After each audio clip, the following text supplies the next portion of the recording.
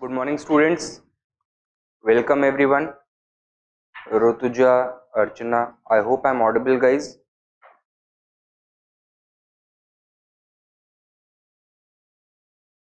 All right. Thank you. Thank you. So, in our lecture yesterday, we had talked about the debate regarding the third urbanization.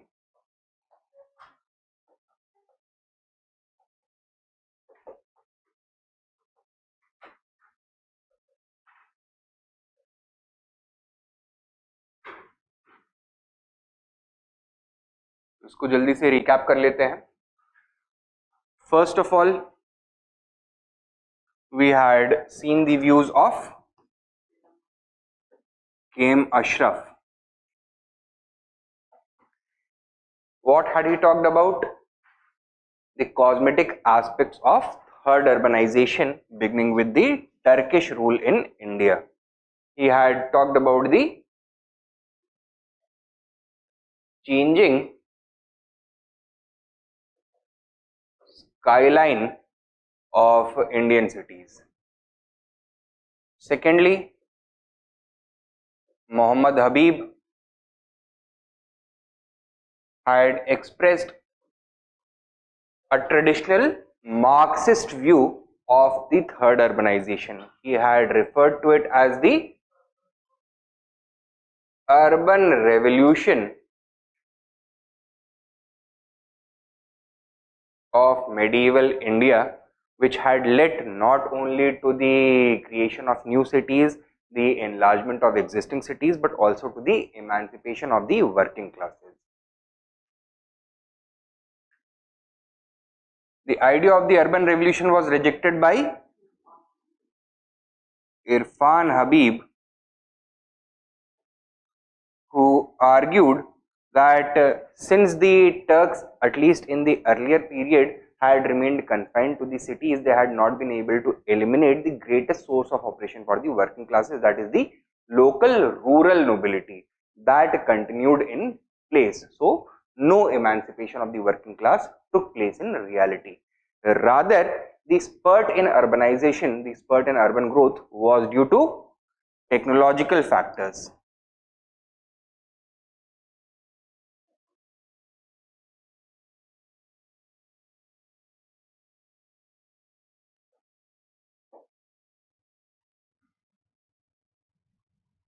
Another Marxist historian,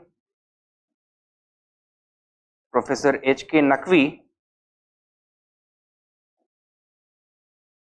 has taken an empire-centric view of this issue. She has argued that the third urbanization was a state-led and state-sponsored process.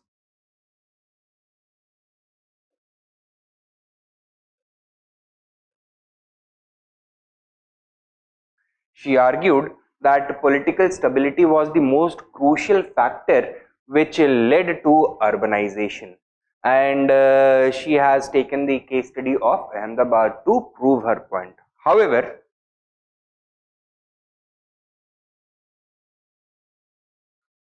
Satish Chandra argued that political stability may have contributed, but it was not the single greatest factor which led to urbanization. The state did play a role, but its role was marginal, incidental to the process of urbanization. He has argued that agricultural growth was the single biggest factor which contributed to the growth of urbanization. He has taken the example of Firoz Shah Tughlaq's reign to prove his point, where he has argued that although his reign was characterized by political instability and imperial disintegration, but still witnessed the greatest phase of urban development, and that was because of the growth seen in the field of agriculture. And lastly, some revisionist historians such as Andre Wink and Sunil Kumar have shifted the focus towards some regional factors, in which they have attributed the spurt of urbanization during the Turkish period, during the Sultanate period, to the institution of the ICTA system. The ICTA system, which was a substitute for provincial administration, resulted in the creation of a number of administrative centers, which also served as garrison towns, and they played a major role in not only stabilizing their immediate peripheries, but in also creating the demand necessary to kickstart local production and trade. They were also connected to each other through important trade routes, and in some of the khittas, that is the administrative centers, specific industries began emerging. Right? Now, some concluding remarks.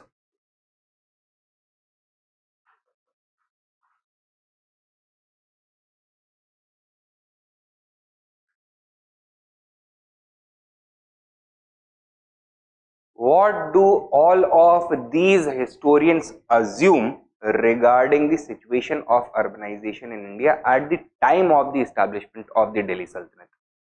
क्या assume करके चलते हैं? That there was almost no urbanization in India. ठीक है? Is this correct with respect to our understanding of history? इसके पहले हिंदुस्तान में cities होती ही नहीं थी, ऐसा सही है मानना या गलत है? गलत है, right? So all of them have a particular limitation that they ignore the existence of pre-Turkish towns. Right? While it is hard to argue that urban growth or renewal did not take place during the Turkish period or as a result of the establishment of Turkish rule, it would be equally hard to argue that no cities existed before the establishment of Turkish rule in North India. Historical chronicles, even the records of the historians of the Turks, attest to the fact that several large cities existed in North India at the time of Turkish conquest.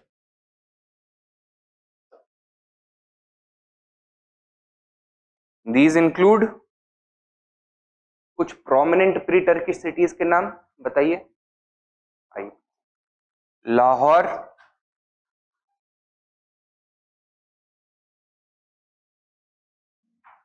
Delhi, not Agra. Agra नहीं था, Agra was constructed by Sikandar Lodi. ठीक है, तो आगरा नहीं था. Multan,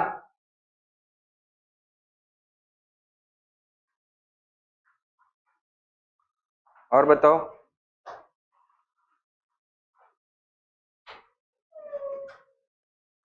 Manikpur,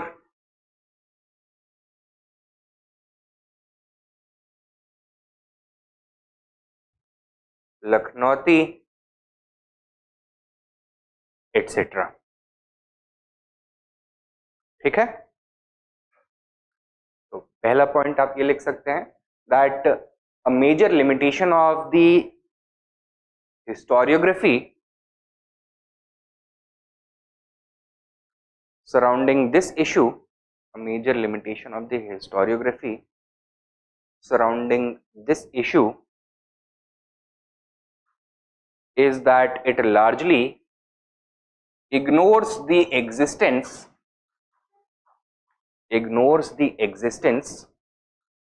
of pre-Turkish towns.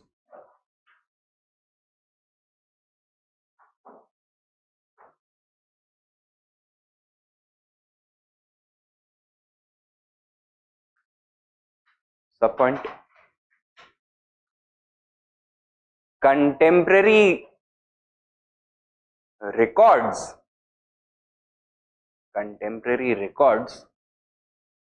and archaeological remains suggest that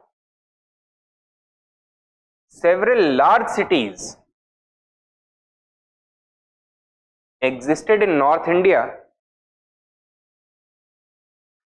at the time of Turkish conquest.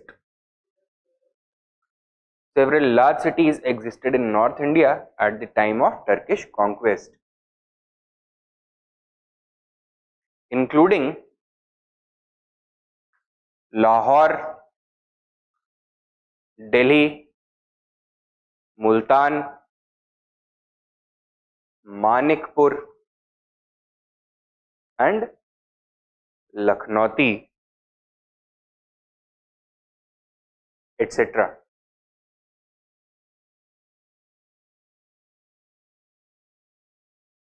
Lakhnauti, etc.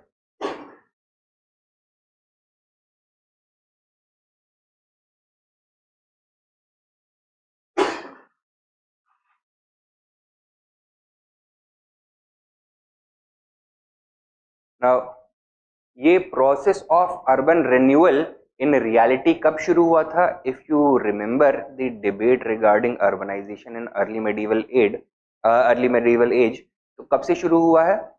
From the 10th century onward itself. So write down. In fact,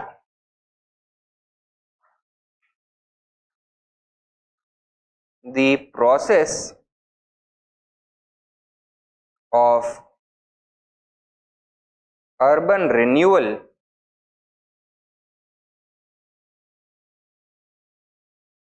may have started in North India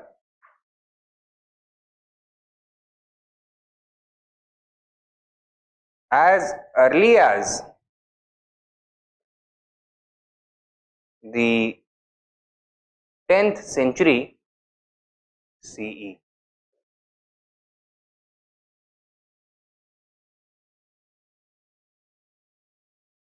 ठीक है? What is the next observation we can make about the third urbanization? That यहाँ पे एक और limitation है, that all the historians have tried to provide a specific explanation for the urbanization that was witnessed during the Sultanate period. But urbanization is a complex socio-economic and political process. तो कोई एक single factor responsible हो सकता है उसके लिए? नहीं.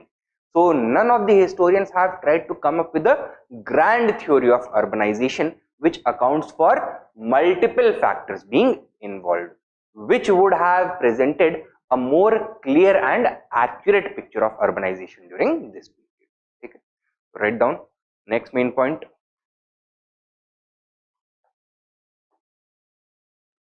Another limitation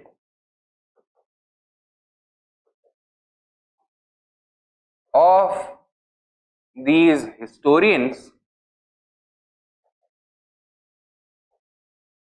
is that they have tried to focus upon a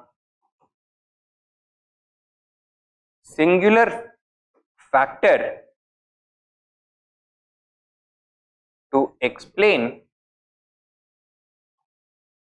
the third urbanization.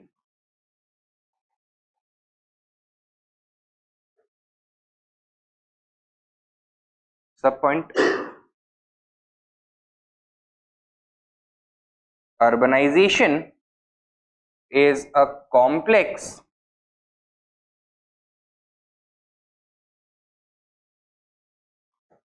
socio-economic and political phenomena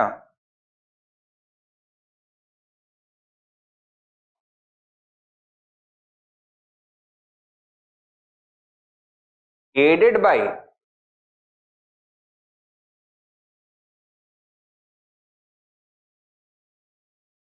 multiple factors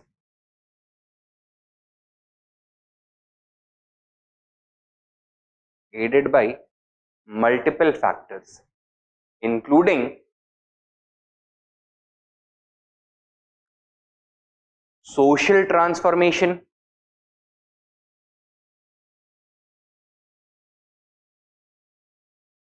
political impetus,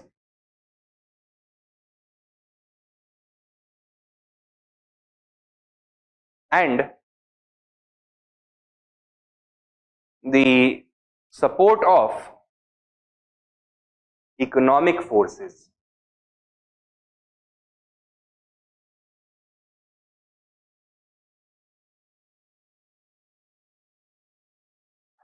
ठीक है?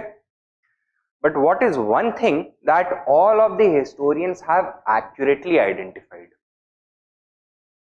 In the landscape of urbanization, कोई ट्रांसफॉर्मेशन हुआ या नहीं हुआ with the establishment of Turkish rule?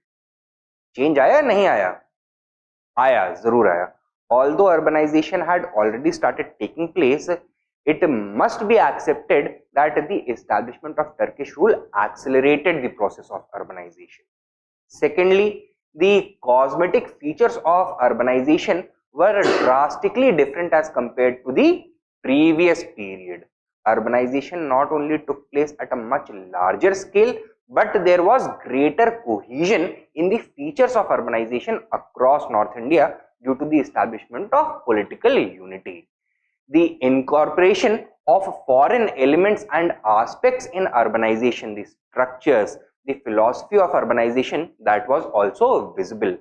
The nature of cities also changed drastically, and while earlier the early medieval cities were closed off, fortified settlements which were monopolized by the elites, the new cities that were established by the Turks were more cosmopolitan, in which a number of people belonging to a variety of social backgrounds were present. They were openly interacting with each other.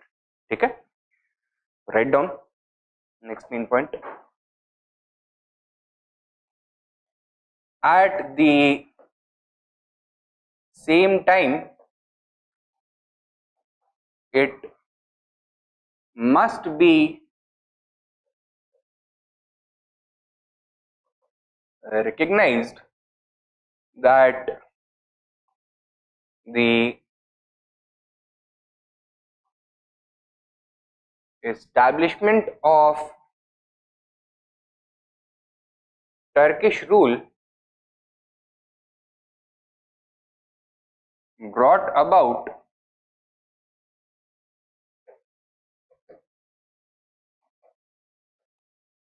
significant changes in the urban landscape.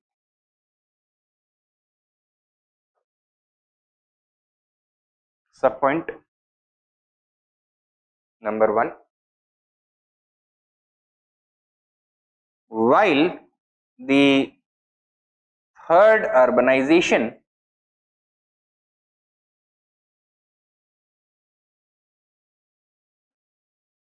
may have started before the establishment of the Delhi Sultanate,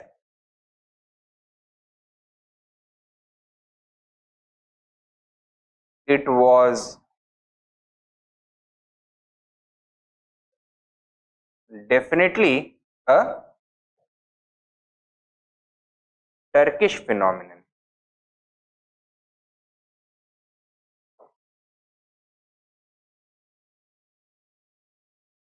ठीक है? So it may have started before the establishment of Turkish rule, But third urbanization is always going to be associated with the Turkish rule in Turkish state in India. Write down sub point. It was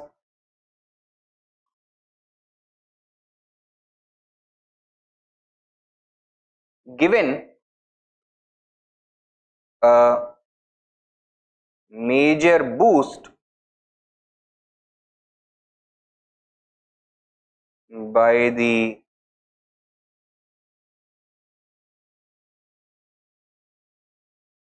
establishment of Turkish rule.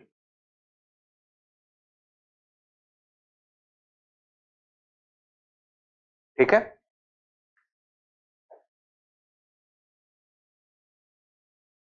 Second,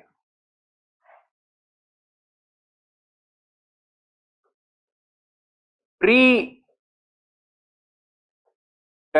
cities were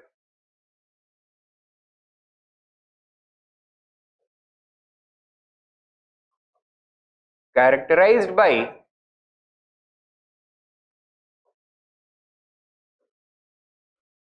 fortified settlements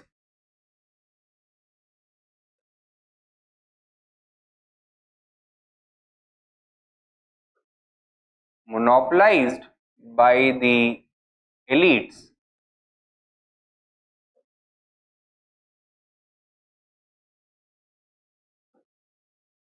On the other hand,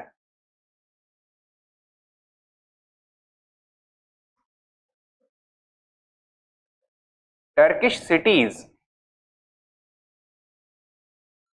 were more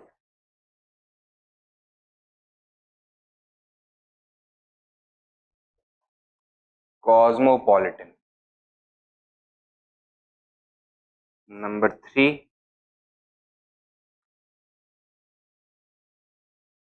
functionally pre-Turkish towns were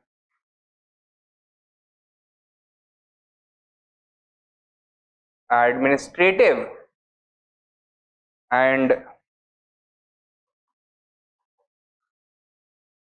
military centers.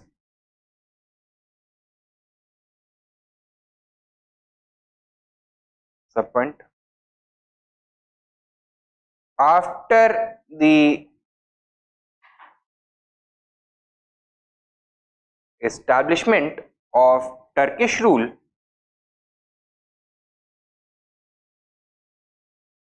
they emerged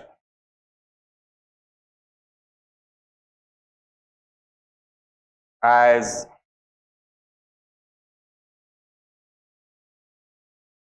economic centers as well.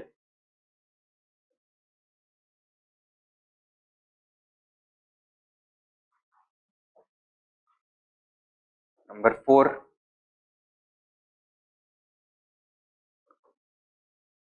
cosmetically, the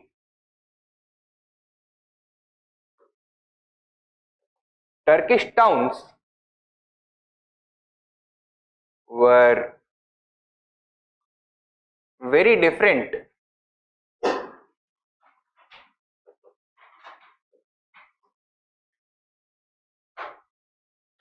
from the earlier towns.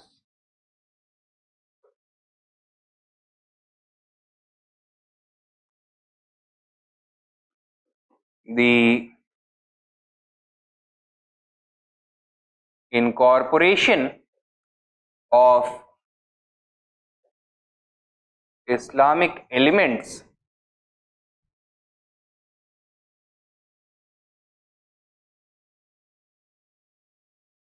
drastically changed the skyline of North Indian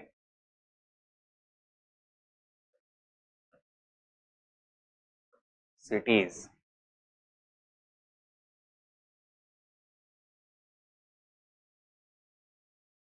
Number 5,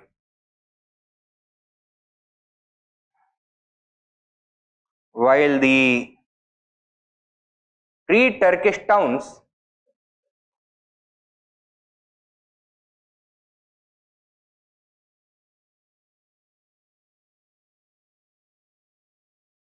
were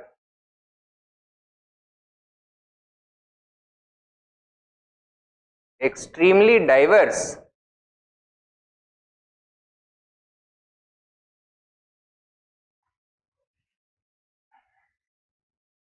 the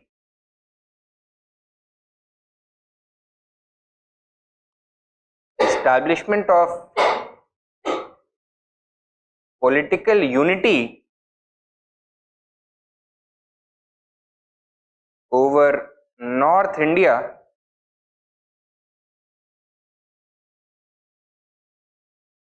by the Turks led to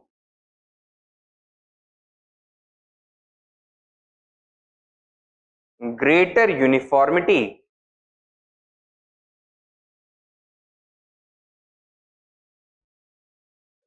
in settlements.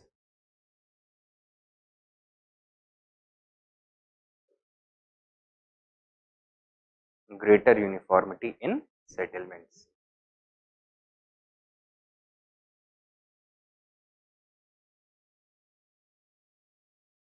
ठीक है, तो ये changes तो जरूर हुए which we can clearly identify. Finally, you can write, thus the herd urbanization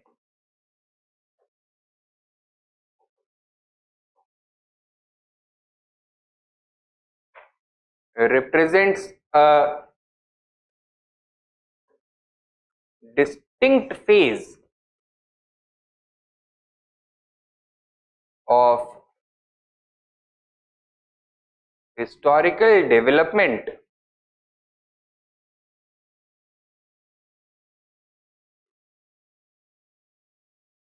brought about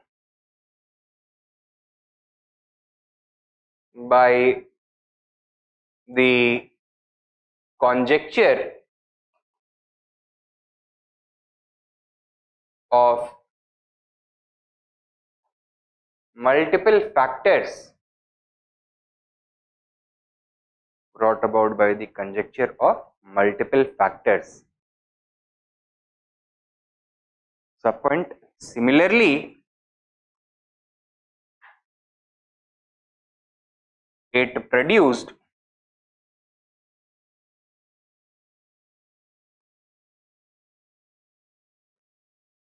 distinct results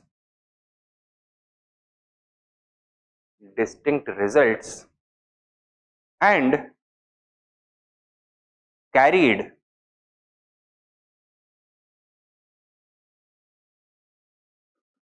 distinct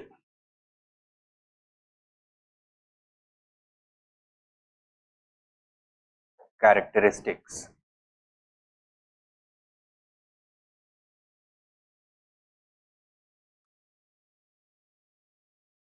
Now एक question लिखो, possibility of such a question is not very high in your optional paper, but it can be very useful as an academic exercise. और GS में इस तरह का question जरूर आ सकता है. ठीक है, compare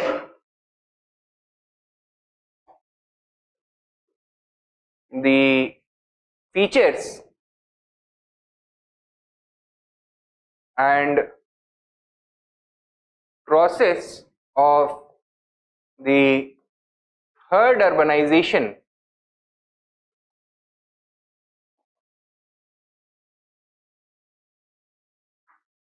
to the second urbanization.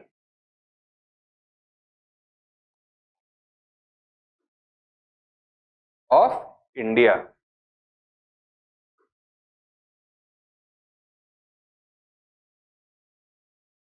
Does it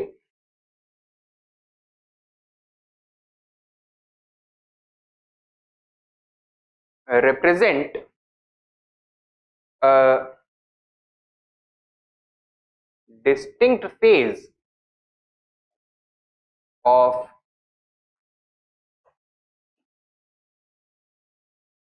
historical development?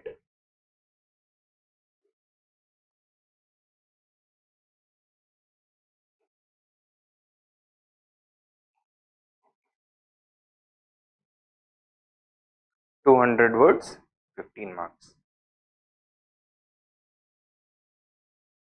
ठीक है, तो क्वेश्चन तो समझ में आ गया होगा। क्या क्या करना है?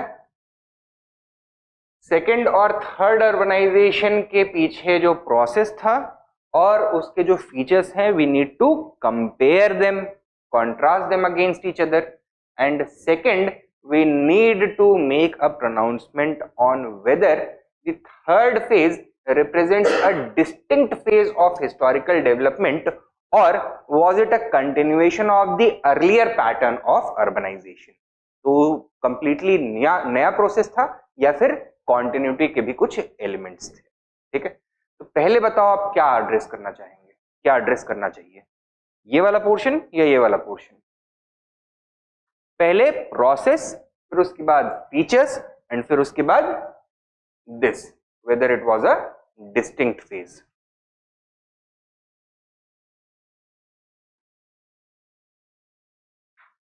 Process,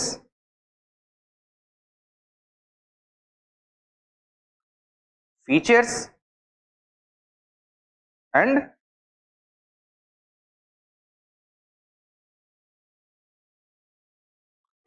distinctiveness. This should be your structure.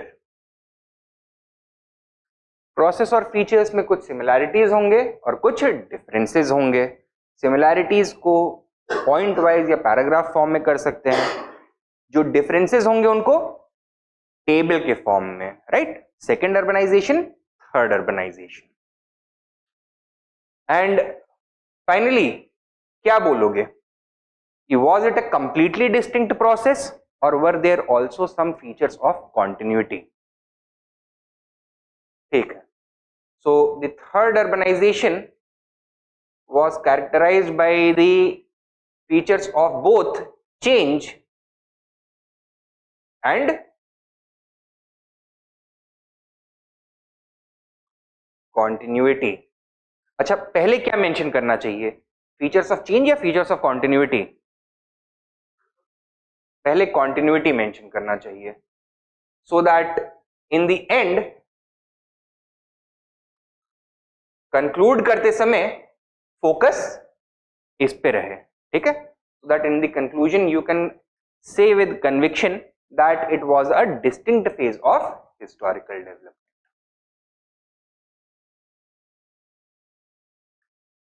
करने की कोशिश करेंगे इसको, right, good.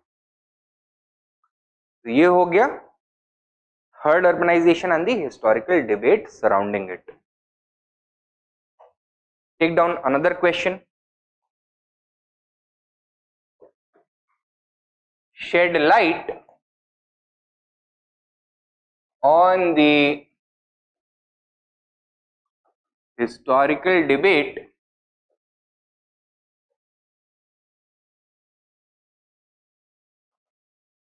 surrounding the process of third urbanization.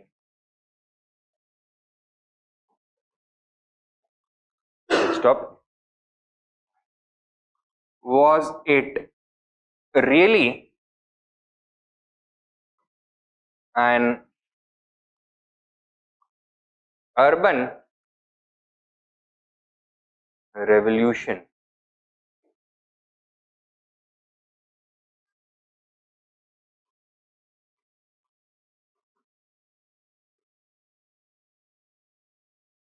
$200 words.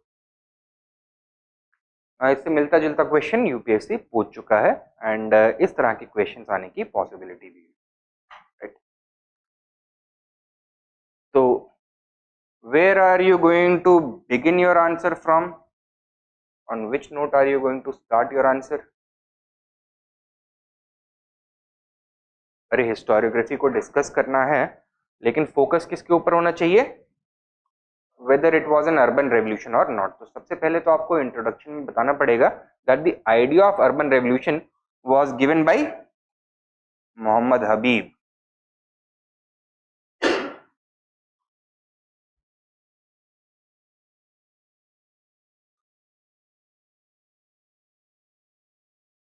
तो you will have to introduce with the views of Muhammad Habib in the beginning, then further continue करेंगे and जो मोहम्मद हबीब के views हैं उनको और एक्सपैंड करेंगे in order to lay out his entire theory।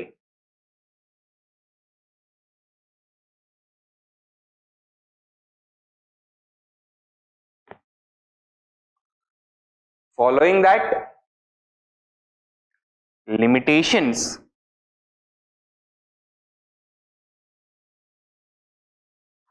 in the views of Muhammad Habib would have to be pointed out, and उसके बाद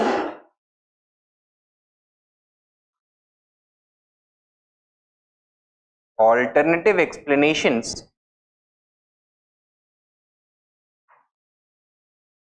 and views।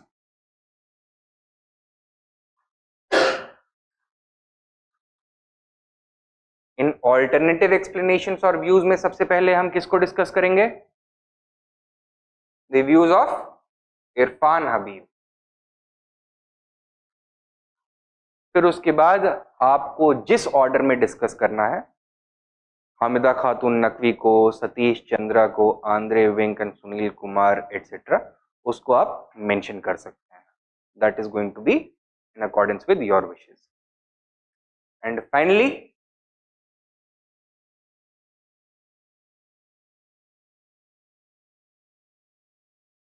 Conclusion. Conclusion में क्या ध्यान देना है,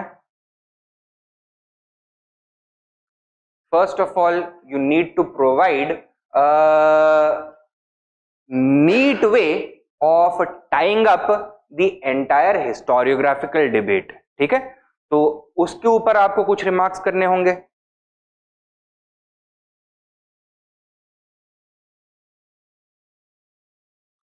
and secondly you need to answer this, was it really an urban revolution or not?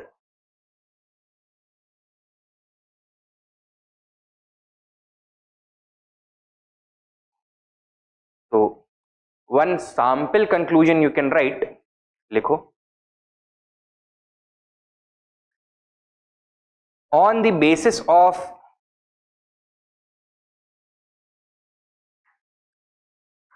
the discussion mentioned above, comma, it becomes clear that the third urbanization was a long drawn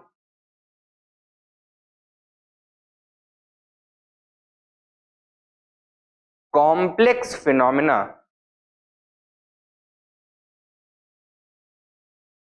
involving the contribution of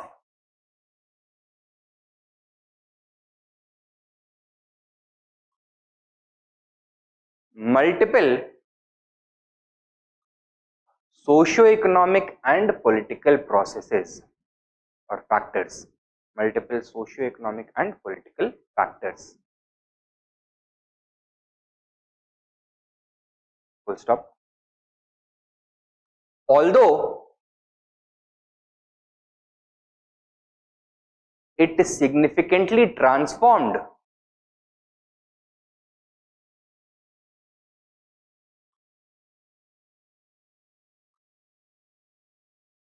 the social and economic landscape of North India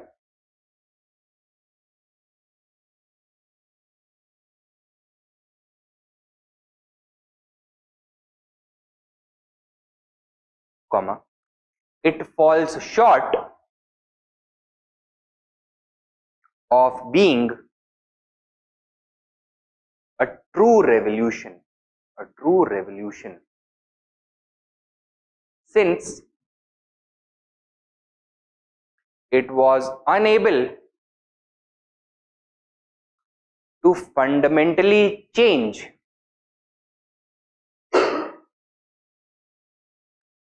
the dynamics of the Indian society, the dynamics of the Indian society. ठीक है? So this is one sample model conclusion है. इसी तरह से आपको conclude करना है, and जो सेंस आपको यहां से मिल रहा है ना कंक्लूजन से, वहां से आप एक्सट्रैपोलेट कर सकते हो पूरे के पूरे आंसर को, तो रिवर्स इंजीनियर कर सकते हो. That should also give you cues on what should be the content and approach of your answer. Clear? तो ये हो गया है our discussion on the third urbanization. Now some other aspects of the Delhi Sultanate. एक हमको देखना है the Mongol policy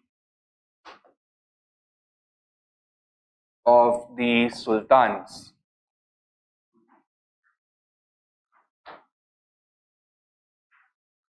ठीक है?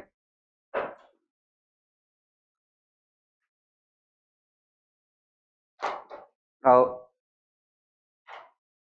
when had the Mongol threat emerged? Emerge कब हुआ था? Right at the very beginning of the Delhi Sultanate period. ठीक है? So at the time of the establishment of the Delhi Sultanate 1206-1207 में Genghis Khan was consolidating power first over Mongolia, then over the surrounding regions in northern China. In 1220, he also became engaged in a bitter war against a western neighbor, the Khwarezmian Sultanate. Khwarezmian Sultanate located in modern Central Asia and parts of northern Iran. So just on the northwestern periphery of the Indian subcontinent. The Khwarezmian Sultanate fell and India was now on the frontiers of the great Mongol Empire. And Mongols permanently continued or continuously continued to threaten the security of this new empire in India of the Delhi Sultanate. In response, various sultans adopted a large variety of attitudes towards the Mongols, depending upon their own perception of the Mongol threat and an analysis of their own base of power. So weaker sultans, or at least in the earlier period, किस तरह का policy होगा? Bold policy और meek policy, timid policy, timid policy होगा. But when the Mongol Empire began declining, when it became weaker, and in contrast the Sultanate became stronger, तब bold policy अपनाएंगे. And this pattern has been studied by various historians, and most clear views regarding this have been provided by Professor K.A. Nizami.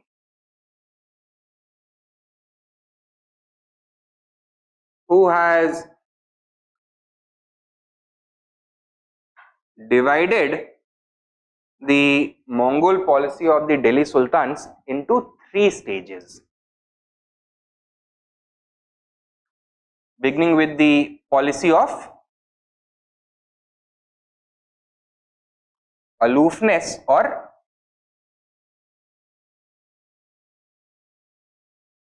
avoidance, followed by the policy of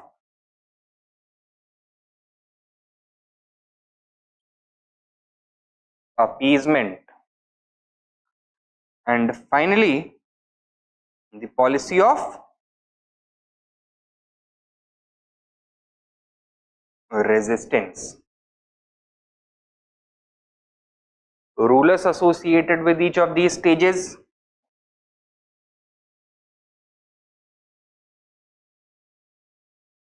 Iltutmish पहले वाले का, दूसरे वाले में Razia and her immediate successors up to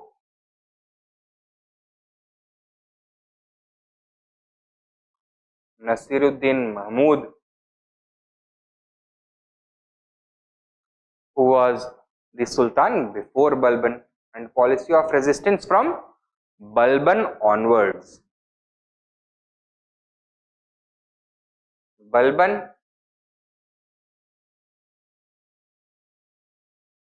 Alauddin Khilji and Muhammad bin Tughlaq. Clear है? तो एक introduction लिख लो जल्दी से, write down. The Mongols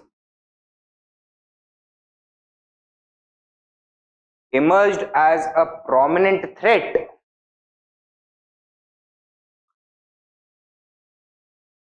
to the existence and stability of the Delhi Sultanate, to the existence and stability of the Delhi Sultanate right from the period of inception. Right from the period of inception. Inception. So, since the very beginning. Next point. This was brought about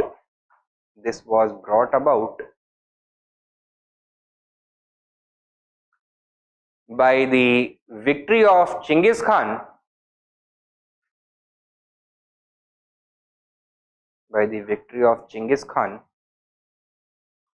over the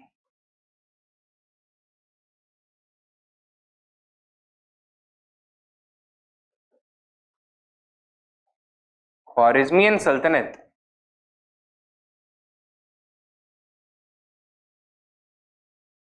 of Central Asia. Khwarezmian Sultanate of Central Asia.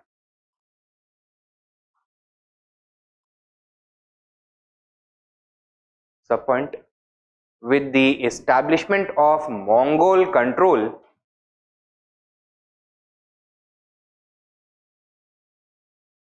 in this region,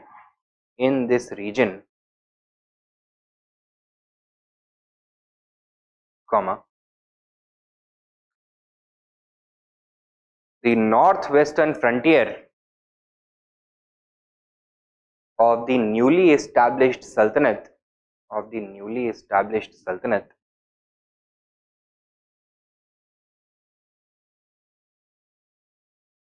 became highly unstable.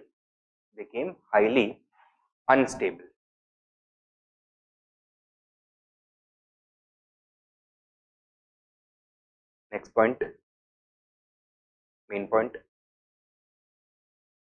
In response,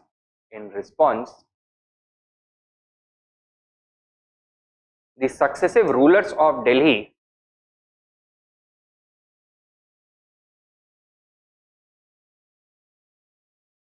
adopted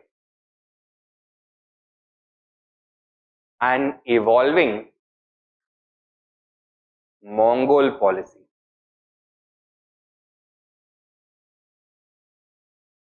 which was largely dependent upon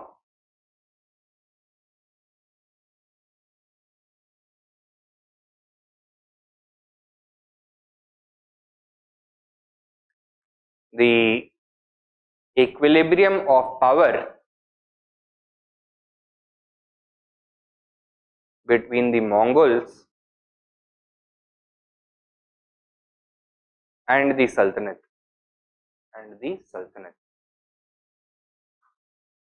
Next point. K.A. Nizami has divided the Mongol policy of the Sultans into 3 stages.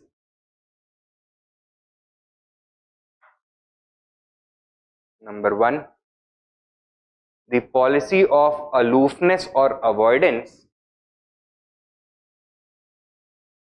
under Iltutmish. Number 2, the policy of appeasement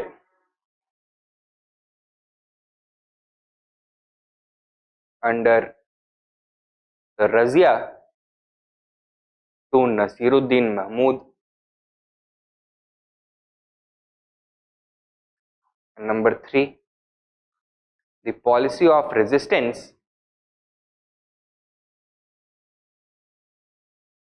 from Balban to Alauddin Khilji and Muhammad bin Tughlaq.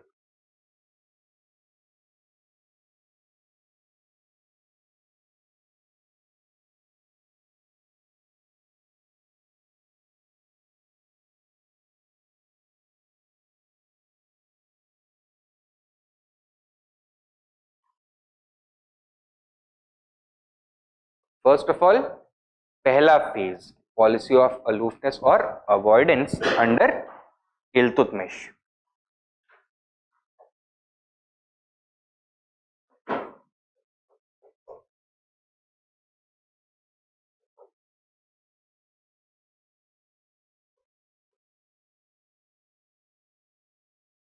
The year 1220, Genghis Khan had captured all the major cities of Khwarizm.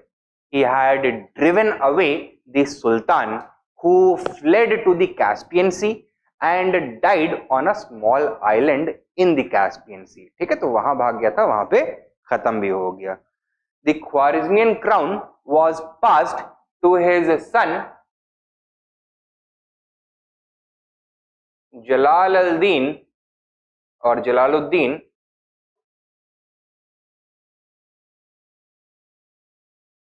Mangbarni, right? He also escaped from the political centers such as Nishpur, Samarkand, etc. और भाग करके पहले पहुंचा Kashmir. On the way, he picked up a number of stragglers from the Sultanate army, from his father's army. He also enrolled a number of new mercenaries from the areas he visited. He also enlisted the support of new soldiers. तो उसके around एक ख्वारिज़मियन resistance form हो रहा था, right? This was very dangerous to Genghis Khan, who wanted to quickly pacify the entire region, occupy it with his forces and start collecting revenue. ठीक है, उसका ये ऑब्जेक्टिव था. For that he wanted to eliminate Jalaluddin Mangbarni. First battle took place in Kashmir. Mangbarni's forces were able to repel the Mongols. However, within his army there was growing discord. Shortage हो रहा था कई चीजों का, local people का support नहीं मिल पा रहा था. Many of the commanders of Jalaluddin had started questioning his command, his strategy also, and therefore Jalaluddin Mangbarni decided to form a new alliance with another Islamic power, the only Islamic power in the entire world which had not been affected directly by the Mongols till now, and that was the Delhi Sultanate, which had been established recently. The Sultan was Iltutmish. So he crossed the river Indus and started moving towards Delhi. On the way, he started appealing for the right to political asylum, and he started asking the Sultan of Delhi to form a military and diplomatic alliance against the invading Mongols. However, Iltutmish को क्या लगा कि अगर इससे दोस्ती कर ली तो automatically दुश्मनी किससे होगी? Genghis Khan से. And Iltutmish realized that the Delhi Sultanate right now was not strong enough to challenge possibly the greatest conqueror that the world has ever known. तो अगर मंगोल्स का आमना सामना हो गया, लड़ाई हो गई, तो दिल्ली सल्तनत तो खत्म. तो that was the biggest priority. तो अब बताओ कि ये फ्रेंडशिप का हाथ देगा जलालुद्दीन मांगबरनी को या मना कर देगा? मना कर देगा. That is exactly what he did. All the offers for an alliance were rejected very politely, and Jalaluddin Mangbarni was forced to retreat from India. He was forced to cross the Indus once again and retreat towards Central Asia. Right? Thus, Alauddin Khilji had maintained a policy of aloofness towards the Mongols. कि हमें इनके साथ कोई रिश्ता बनाना नहीं है, ना दोस्ती करनी है, ना दुश्मनी करनी है. And thus he was able to avoid a Mongol incursion into the Sultanate territory. Okay? He was able to avoid a major war with the Mongols. Clear? So this was the first phase, policy of aloofness or avoidance. Write down. Iltutmish was able to avoid a Mongol invasion of the Delhi Sultanate by rejecting the offer of alliance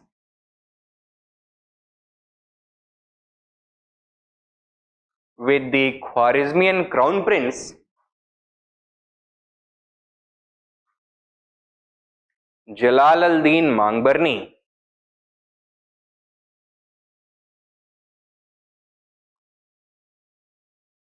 who was an enemy of the Mongols and was being pursued by them.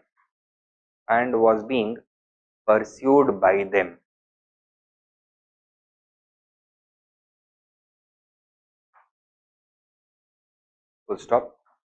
Next point. Iltutmish realized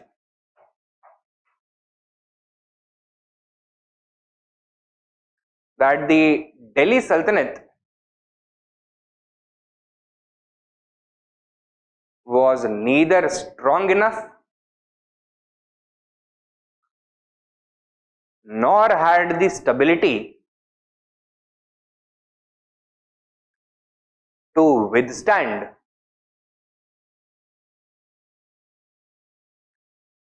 a determined Mongol invasion.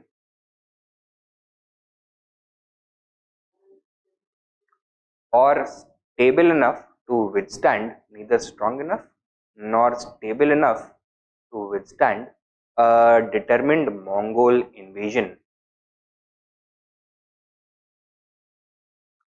Full stop. Next point. Therefore, he wisely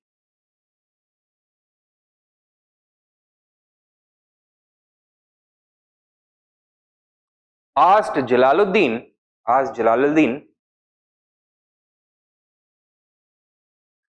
to remove himself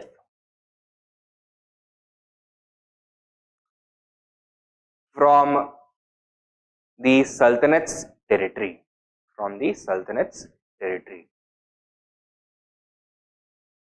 Full stop. Next point. In this way, he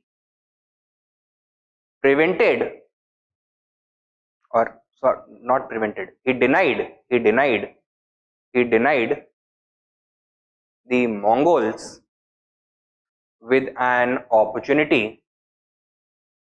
He denied the Mongols the opportunity or excuse to invade India.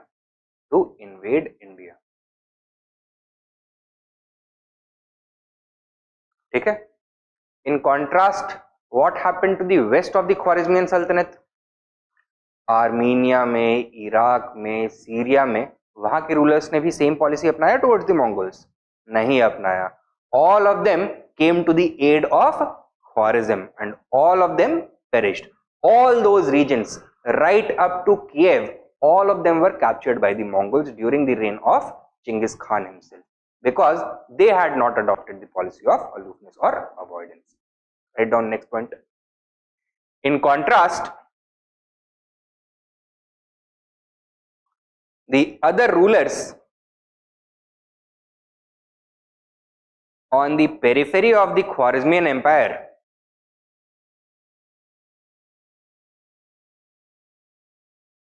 in West Asia and East Europe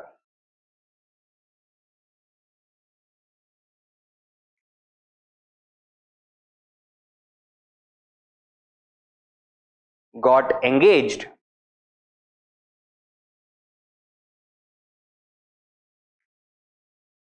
in direct conflicts with the Mongols and were completely destroyed as a result.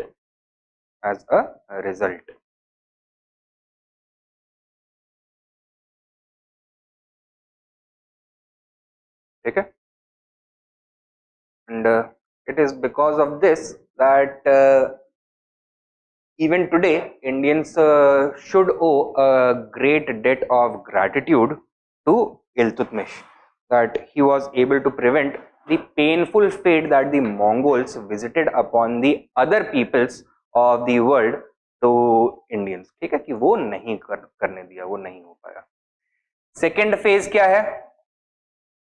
Policy of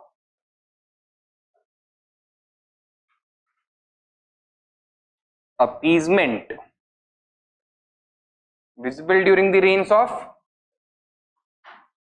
Razia Sultan and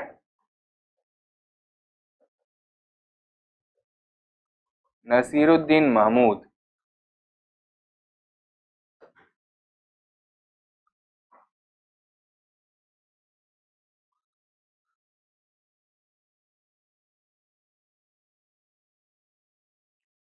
देखो,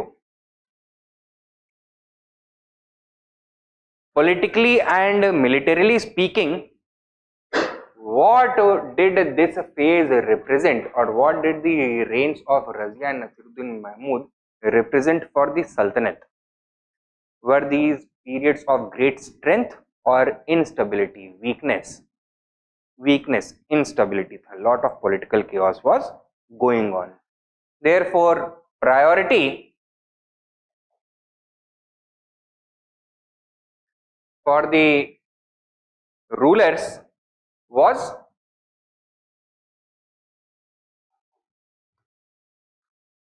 consolidation of control, pacification of the political chaos, and the prevention of foreign invasions.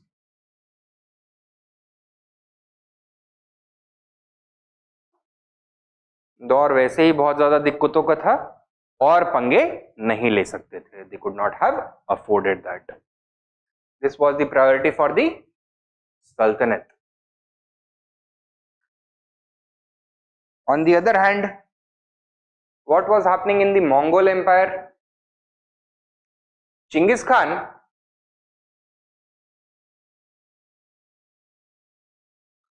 died in 1227, leading to the outbreak of a civil war among the Mongols. One of his sons, Ogde, he was the third son of Genghis Khan. He became the great Khan, but the empire was formally divided.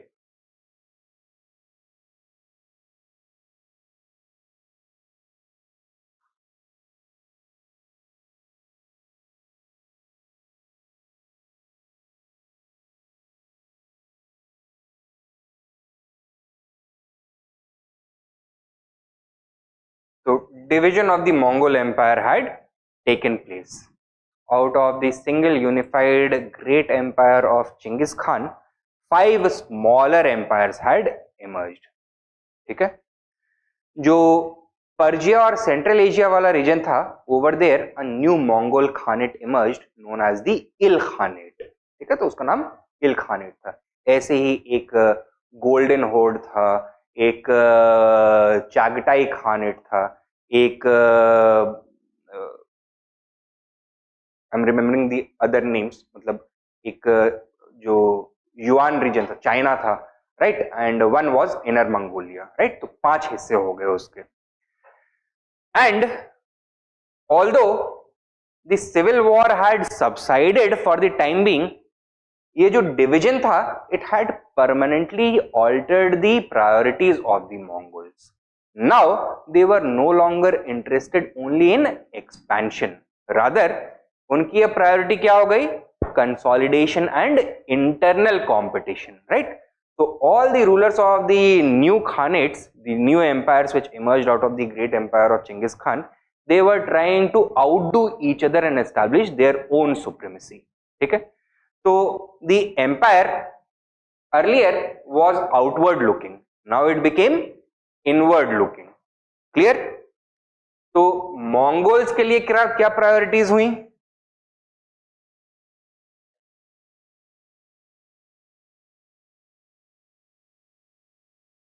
Like the Delhi Sultanate,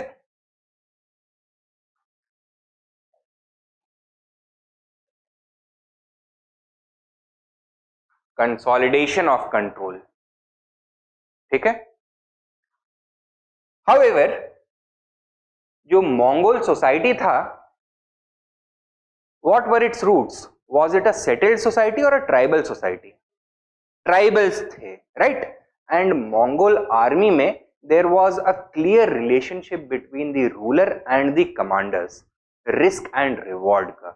So those commanders who had the greatest responsibility also expected the greatest rewards, and therefore center पे तो Mongol ruler का complete control होता था, but in the peripheral regions autonomous provinces were created जहां पे central authority को marginally exercise किया जाता था. The local governors enjoyed a great degree of independence. ठीक है, and as a result, मान लो ये सल्तनत और मंगोल्स के बीच के बॉर्डर लैंड है, उसका फ्रंटियर है. On the periphery there were a large number of Mongol commanders with almost autonomous military units. ठीक, नाउ इनसे पंगा लेना बड़ा नुकसानदायक हो सकता था, and therefore the rulers of Delhi adopted a policy of appeasement towards them. इन्होंने क्या किया? They identified who appeared to be the strongest among all these Mongol commanders and उनके साथ समझौता कर लिया, right? Treaties were signed with the strongest Mongol commanders on the peripheral regions, on the frontier regions. ठीक है, इनको assure किया गया that a tribute would be paid. Secondly, they were assured of friendship that the sultans of Delhi are not going to make any hostile moves against them. And thirdly, the guarantee of open trade was also given to them. ठीक है, अब इस पूरे के पूरे जो arrangement है उसमें सबसे बड़ा वीकनेस क्या दिख रहा है? कि जो अग्रीमेंट है, ट्रीटी है, वो सबसे किया गया है, एक से किया गया है. What is stopping the other frontier commanders from attacking the सल्तनत? कोई गारंटी है कि बाकी नहीं करेंगे? कोई गारंटी नहीं है. And that is why from this period onwards Mongol invasions became a frequent occurrence in Delhi. The first Mongol invasion came under Tair Bahadur in 1241. Delhi was besieged, तो दिल्ली को घेर लिया था मंगोल्स ने, and the ruler Nasiruddin Mahmud was forced to pay a huge ransom. ठीक है. And for the rest of this period, the northwestern frontier remained unstable. Clear? Write down. Second phase, policy of appeasement. Policy of appeasement under Razia to Nasiruddin Mahmud. लिखो. The Sultanate was undergoing a period of political instability.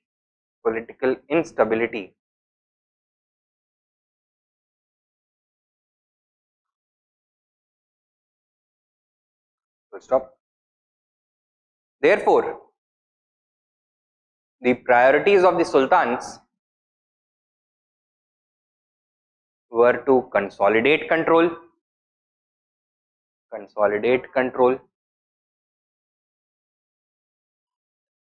comma, pacify the internal conflicts,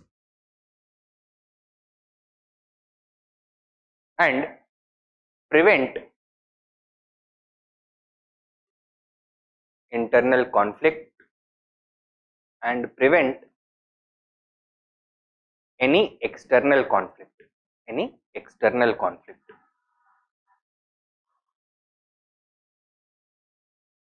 Next point. On the other hand, the Mongols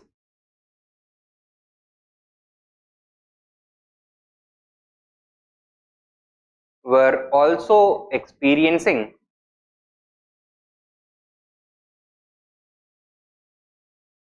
internal discord.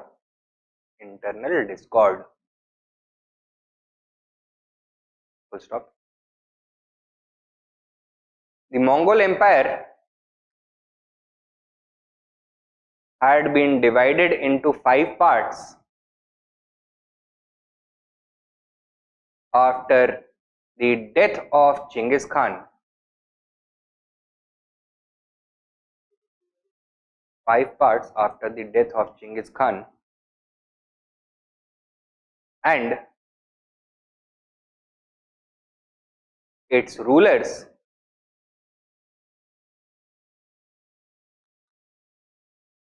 were more interested in consolidating their power internally rather than expanding externally.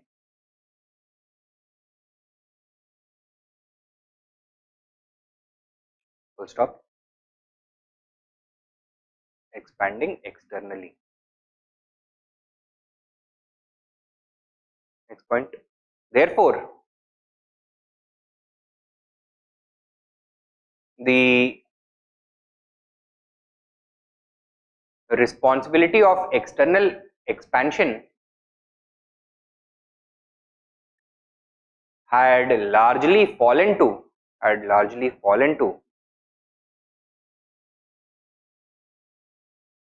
frontier Mongol commanders.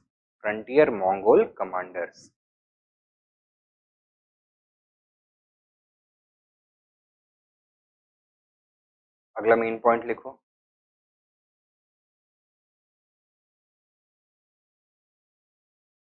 The Sultans of Delhi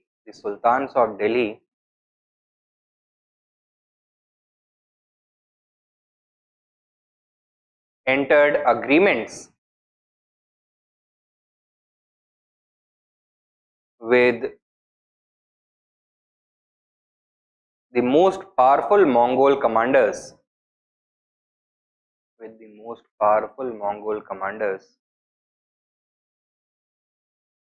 on the frontier,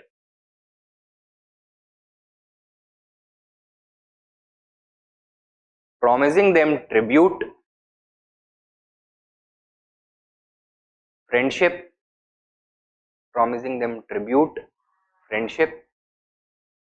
and open trade.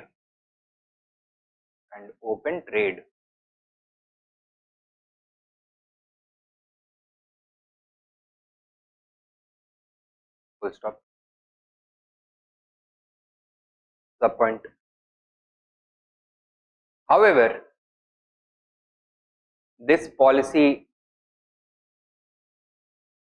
ended in failure.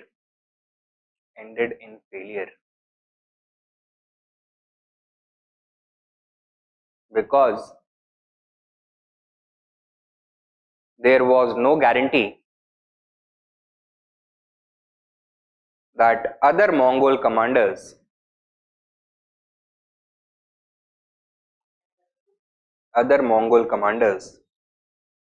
would not invade the Sultanate.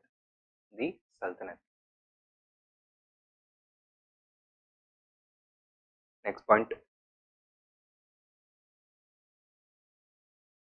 Tair Bahadur, T-A-I-R. Next main point. Tair Bahadur launched the first full-scale invasion of Hindustan, full-scale Mongol invasion of Hindustan in 1241.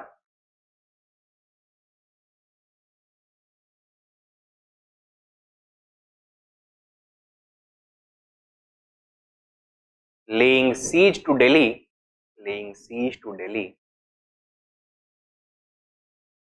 and extracting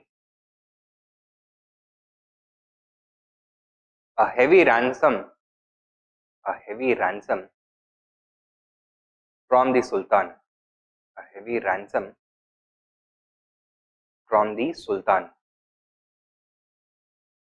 Full stop. Next subpoint. Following this,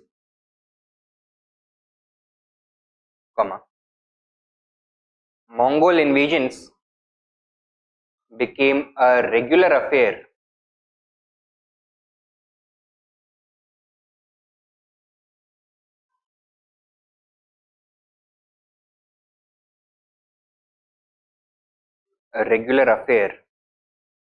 and the Mongol menace persisted. MENACE persisted for more than a century.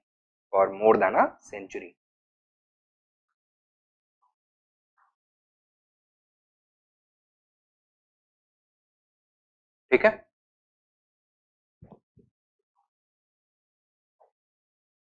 Third phase, policy of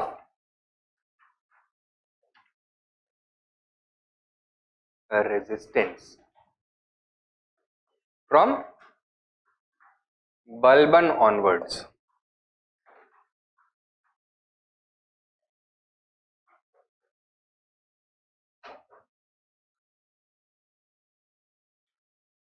Now, Balban, known as the consolidator of the Delhi Sultanate, है ना? What had he done in order to consolidate power? Introduced a new theory of kingship which centered around the idea of blood and iron, which stood for ruthless despotism based on military superiority.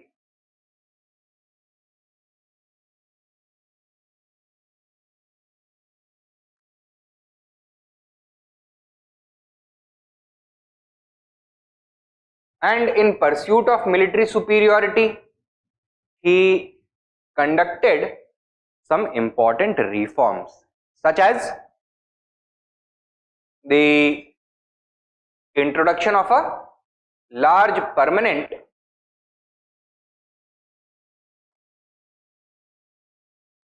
standing army,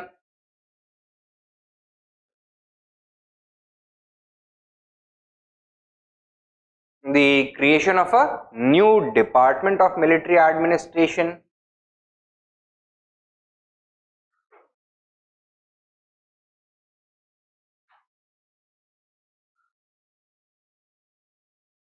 a great focus on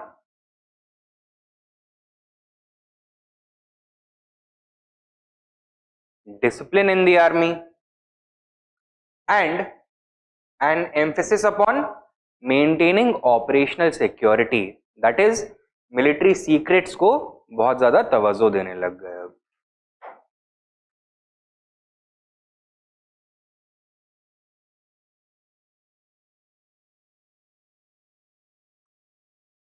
He also realized that frequent Mongol invasions were a big source of weakness for the sultans, and thus a permanent solution would be required.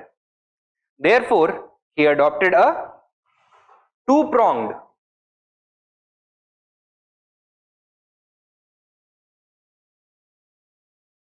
Mongol policy.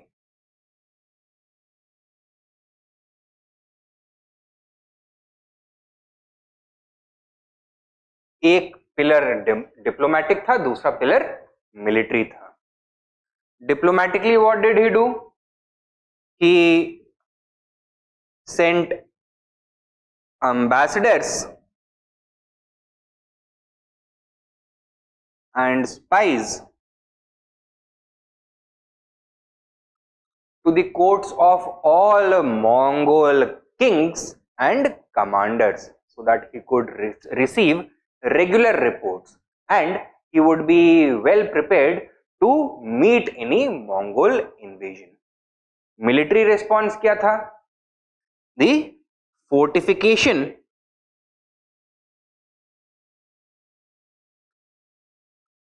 of the northwest frontier.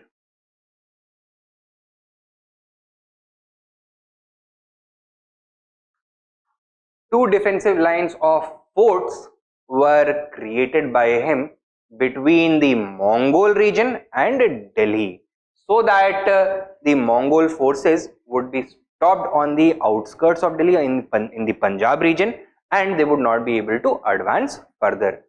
इस reason में Punjab reason को heavily militarise भी किया है इसने. A large portion of the newly created army was permanently stationed in these forts, right? And used to regularly patrol the entire northwestern frontier. तो पूरे के पूरे रीजन में हमेशा आर्मी का कुछ ना कुछ मूवमेंट होता रहता था, right? And in this way he was able to hold the Mongols at bay. Mongol invasions did take place during the Sultanate or during the reign of Balban, but they could be easily repelled because of this great degree of preparedness. ठीक है, write down. Balban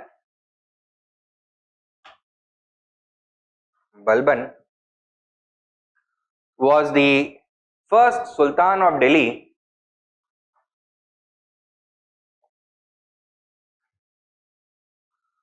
who conceived the policy of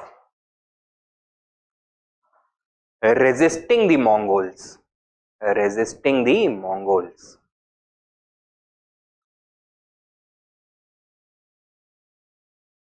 Full stop.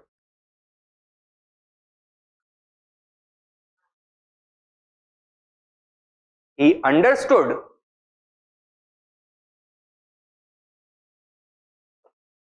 that his efforts to consolidate power and establish royal supremacy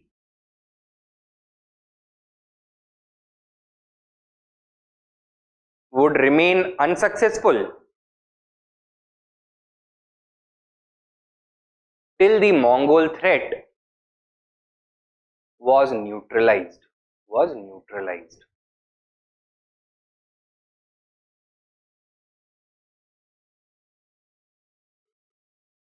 Till the Mongol threat was neutralized.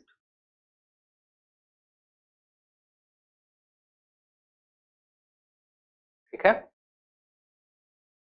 Next point लिखो. Therefore,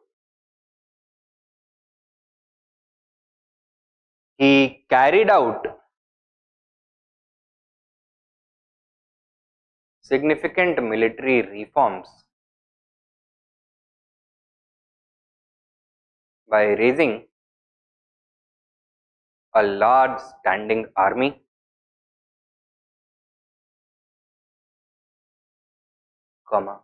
creating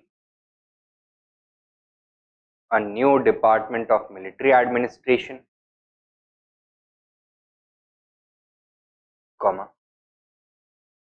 enforcing of military administration, enforcing strict discipline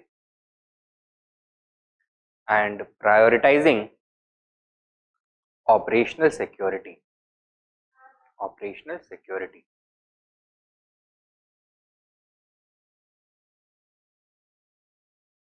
Next point.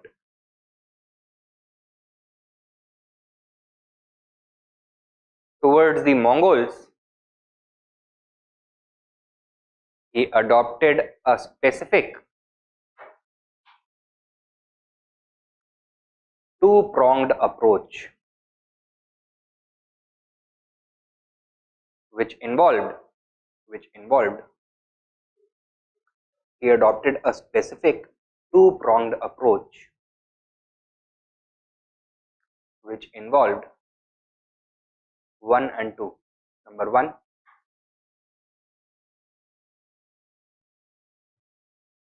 maintaining ambassadors and spies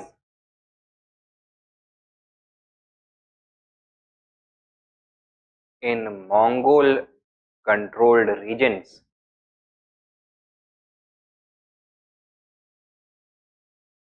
who sent regular reports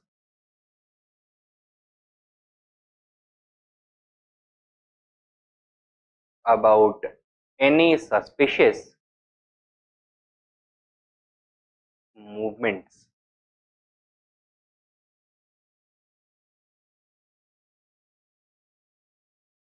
Number 2,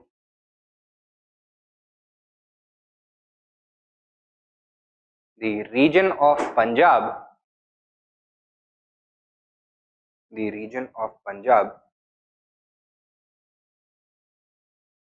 was heavily fortified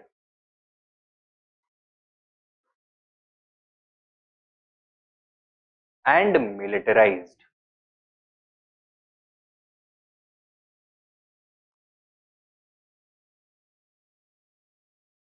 Subpoint. Two defensive lines of fortifications were created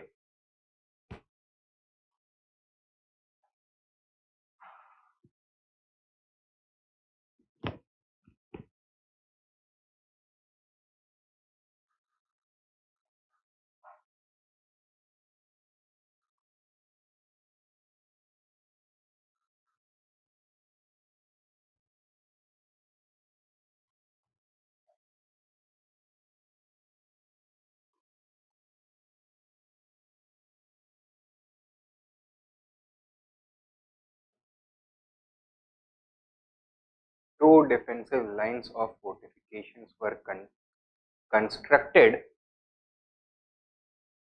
in Punjab to protect Delhi from Mongol invasions. हाँ, पंजाब में दो fortification lines बनाए forts के, लाहौर में एक बड़ा किला बनाया, मुल्तान में एक बड़ा किला बनाया, दीपलपुर में एक बड़ा किला बनाया, ऐसे ही सुनाम, समाना एंड भटिंडा में बड़े किले बनाए,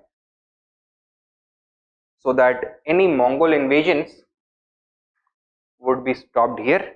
If this line fell, तो एक पीछे भी फौज खड़ी हुई है, फोर्ट्स बने हुए हैं, ठीक है। लाहौर, मुल्तान एंड दीपलपुर, सुनाम, समाना and Bathinda to protect Delhi from Mongol invasions. Sub point: a large portion of the military was permanently stationed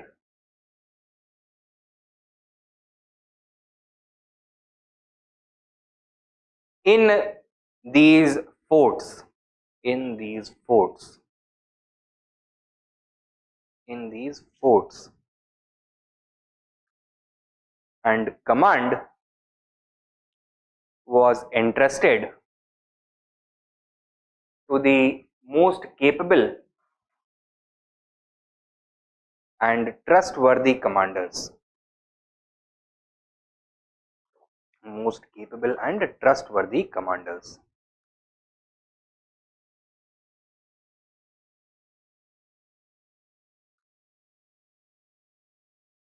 ठीक है, next point, Mongol invasions continued to take place,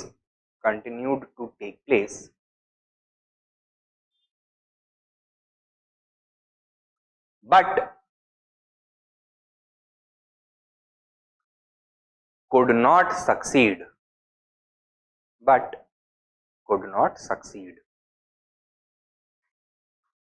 ठीक है। So by the end of Balban's reign, the Mongol menace, the Mongol threat seemed to have disappeared. लेकिन actually हुआ नहीं था अभी, Mongols still remained a potent force, they had simply been ignored, forgot, वो भूल गए थे threat को, ठीक है, later rulers, and इसका खामियाजा भी भुगतना पड़ेगा। Next, right,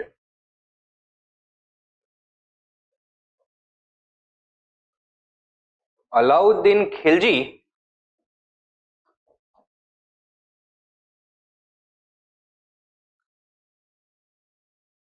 is most famous for his extensive territorial expansion.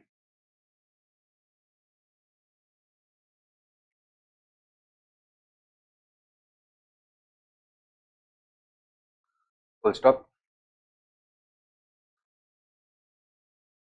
He was able to undertake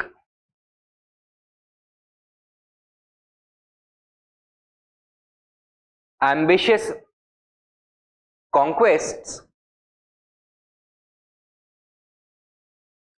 due to the neutralization, or due to the perceived neutralization,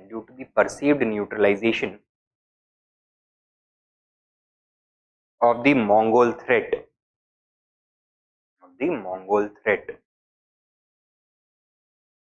Full stop. Next point. However, this was a false sense of security.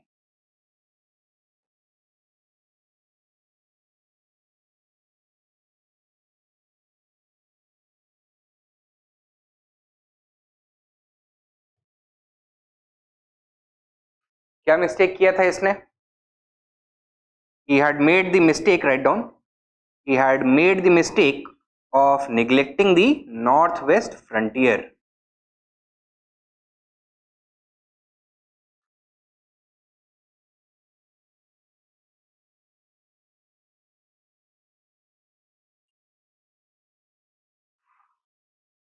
Full stop. Taking advantage of this, the Mongols invaded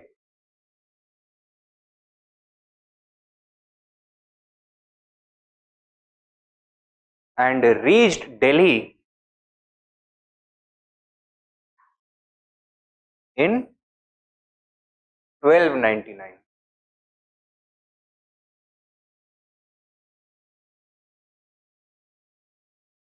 Right? Where was Alauddin Khilji at this point of time? He was not in his capital. He was in Gujarat, waging a territorial campaign against the rulers of Gujarat. ठीक है? He had to rush back to Delhi midway. Gujarat का campaign बीच में छोड़ करके इसको यहाँ पे आना पड़ा. And only after a bitter battle was he able to lift the siege. शुरू में ये तो शहर के अंदर घुस गया था. After which the Mongols had surrounded it. तो जब इसकी army I, only then the siege could be relieved. ठीक है? Write down. The siege could be relieved only after a bitter battle,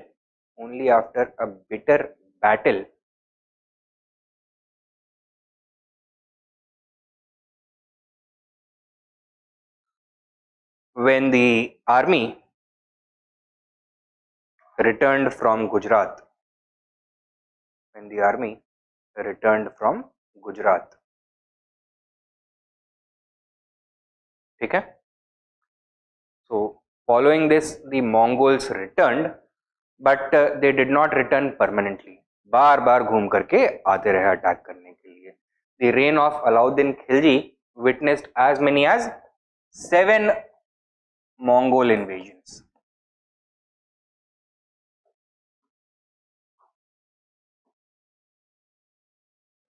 Forcing Alauddin to look for a permanent solution to the Mongol threat.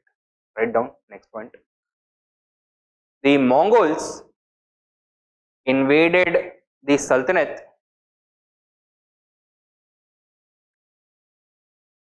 seven times during Alauddin's reign.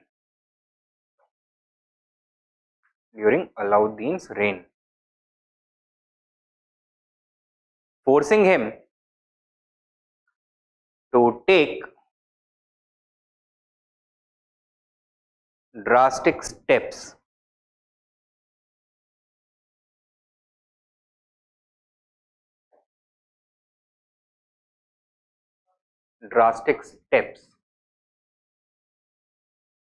क्या strategy अपनाया इसने? Strategy of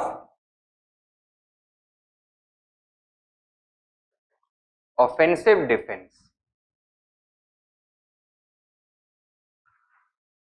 First order of business was to repair all the forts that had been constructed by Balban in the northwestern frontier Punjab में. Second, यहाँ पे permanent garrison maintain करना. And third, to destabilize the Mongol power by invading their territory, so that वो कभी भी अपनी power को regroup ना कर पाए, that they could threaten Delhi in the future. ठीक है? So he took the strategy that offense is the best form of defense. We should attack them before they could attack us. Clear? हाँ, तो इसका जो administration था that was also dependent upon militarism only. So one of the reasons behind his excessive militarization was the need to respond effectively to the Mongol threat. तो उसको आप उस lens से भी देख सकते हो that it was not only a matter of growth but also a matter of survival for Alauddin Khilji. That is why he carried out so many administrative, military, revenue and market reforms. Write down next point. He adopted the policy of offensive defense.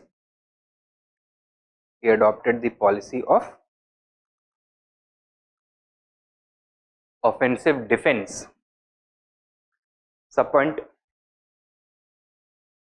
The forts constructed by Balban were repaired. The forts constructed by Balban were repaired and garrisoned.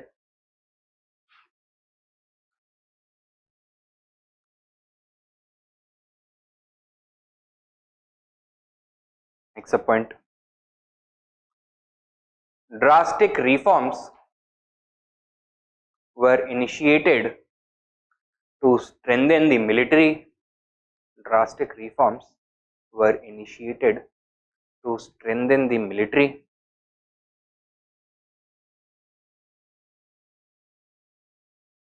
Next point.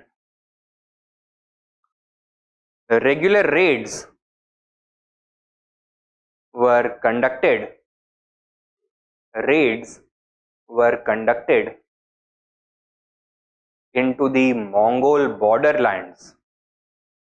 Into the Mongol borderlands to create instability and prevent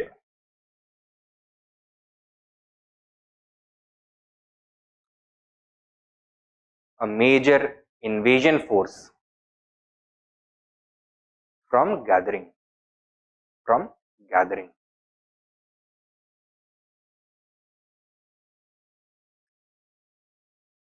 Next point, main point. With this, comma, the Mongol threat disappeared almost entirely by the end of Alauddin's reign. Disappeared almost entirely by the end of Alauddin's reign. Next point. The last Mongol invasion of India was led by Kamarshin Khan in 1341 during the reign of Muhammad bin Tughlaq.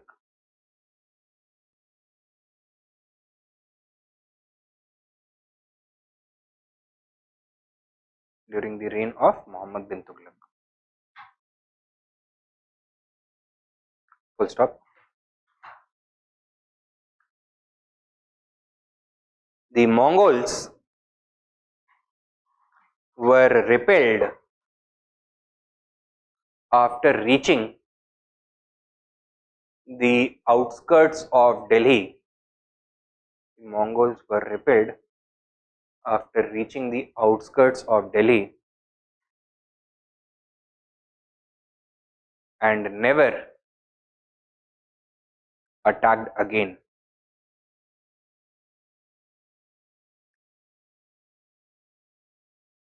Primarily because of the decline of Mongol power. By this point of time, Mongol decline was in full swing, and जहाँ जहाँ पे उन्होंने कब्जा किया था, over there regional powers were emerging to eliminate the Mongol rule. So Mongol rule was being ended, and with this the Mongol threat also disappeared. So during the reign of Firoz Shah Tughlaq, there would be no Mongol invasions at all. Clear? This was the Mongol policy of the various sultans. Now, impact of the Mongol invasions.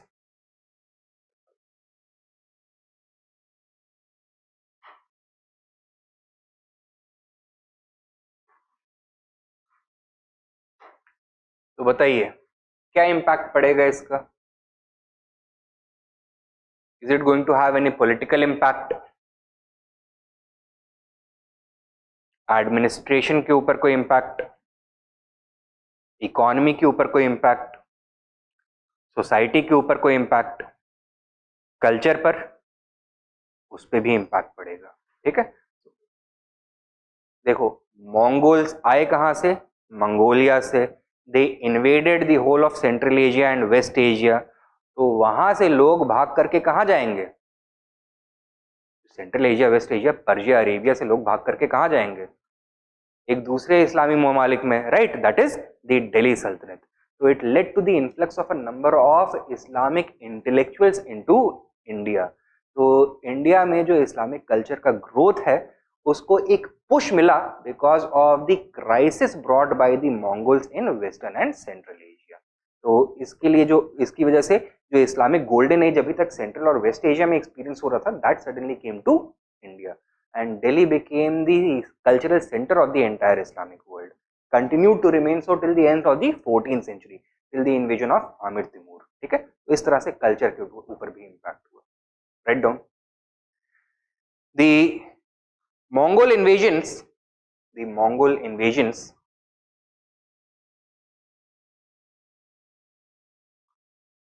of the 13th and 14th centuries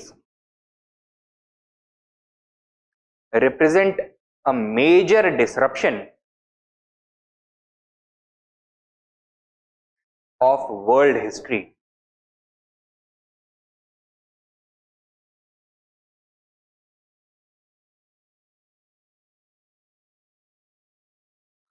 Full stop. Naturally,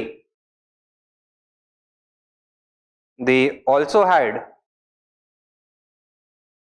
a major impact on India as well. Major impact on India as well. Full stop. अगला point लिखो। According to Peter Hardy,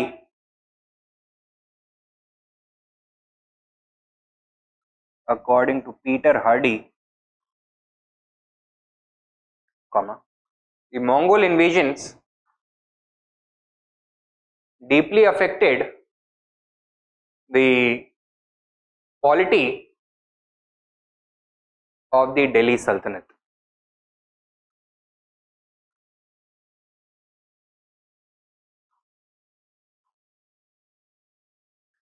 क्या बोलता है ये, that the early sultans were preoccupied by the concerns of countering the Mongol threat. Therefore, they could not focus upon political expansion. So, after the establishment of the Delhi Sultanate, the expansion could come only 100 years later. Generally होता क्या है, जो भी dominant power होता है that tries to expand quickly. This was not possible for the sultans because of the presence of the Mongol threat. Write down sub point. The early sultans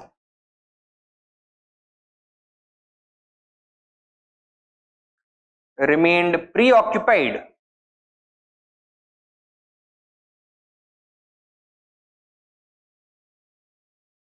with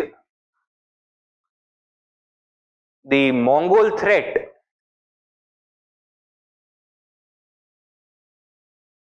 and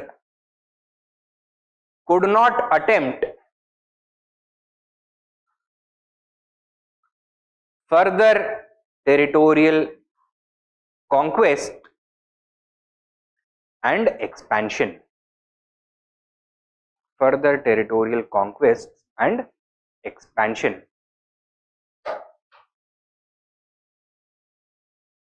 example के तौर पर आप नाम ले सकते हो किस सुल्तान का,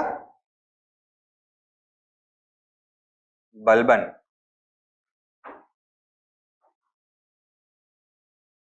During his entire reign of more than 20 years, he left Delhi only once in order to suppress the rebellion in Bengal. इसके अलावा बंदा कैपिटल छोड़ के बाहर गया ही नहीं। Why? Because he wanted to remain in Delhi in case of a Mongol invasion from the northwest. Because of the Mongol threat, he permanently garrisoned or permanently assigned a large portion of the military to defend the northwestern frontier. Had it not been for the Mongol threat, these soldiers could have been stationed on other frontiers. They could have been used for expansion of the Sultanate into Gujarat, across the Vindhyas, etc. Right?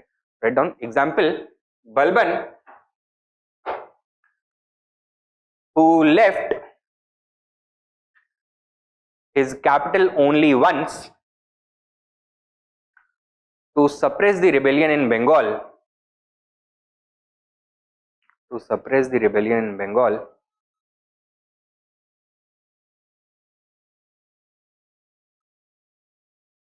since he wanted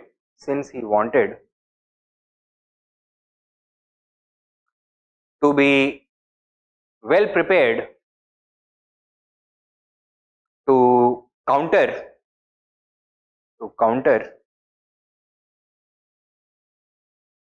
any Mongol invasion targeting Delhi.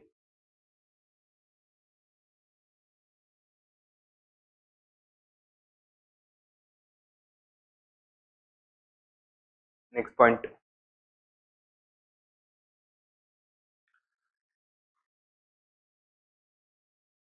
What was the nature of the relationship between the Sultan and the nobility? Were the Sultans ever able to permanently suppress the nobles? No, they needed the support of the nobles at all times. Why? क्योंकि north western frontier पे बहुत बड़ा threat था. So none of the sultans, even the stronger ones, could follow an extremely strict policy against the nobles. They would depend upon the support of the nobles. ठीक है? They were not able to completely eliminate the influence of the nobles, and this was a major political weakness. This led to political instability. कई बार उतार चढ़ाव आते रहे, and this was one of the major reasons why. Write down. Similarly, the sultans were not in a position to completely suppress the nobility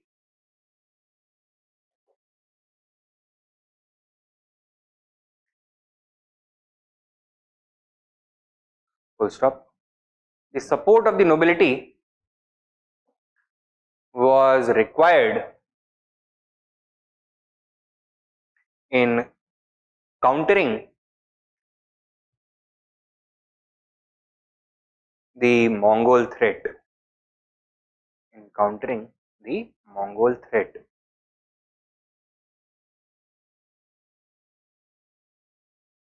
ठीक है?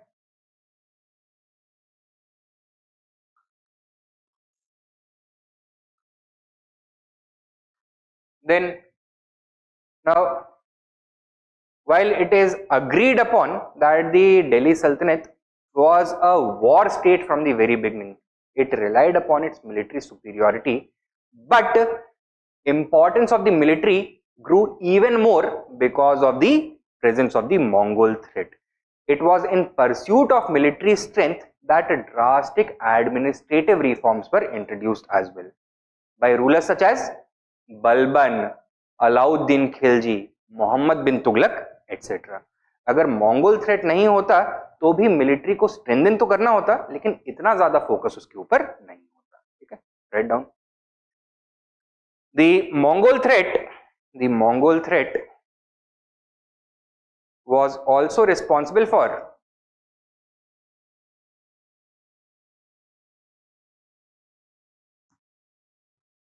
the heavy militarization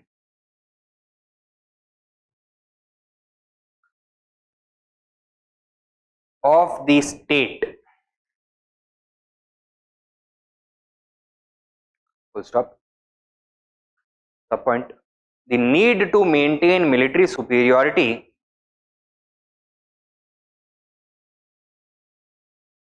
became the major motivator behind the drastic driving force behind the drastic administrative reforms of rulers such as Balban, Alauddin, and Muhammad bin Tughlaq.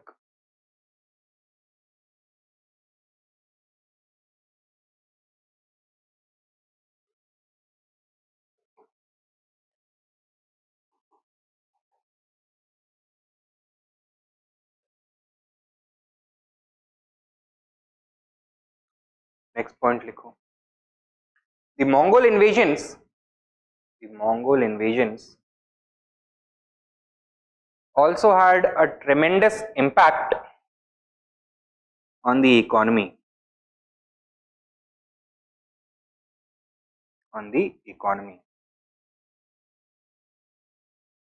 क्या impact पड़ा? Initially,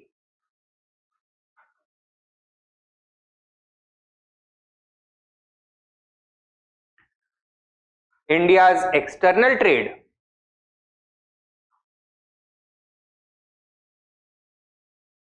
was disrupted,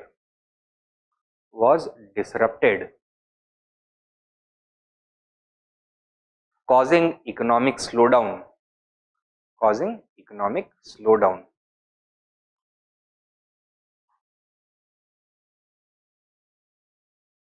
But later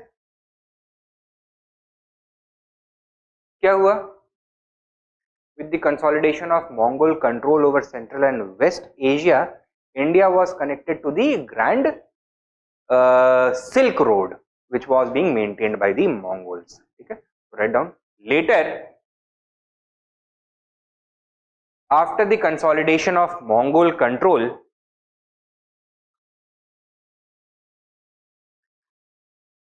in Central and Western Asia,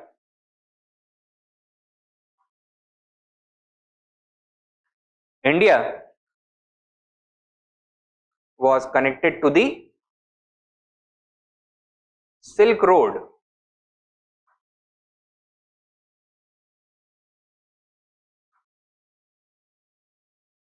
thus expanding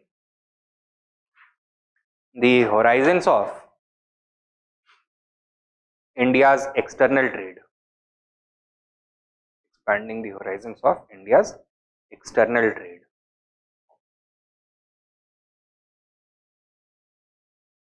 Next point, India's external trade.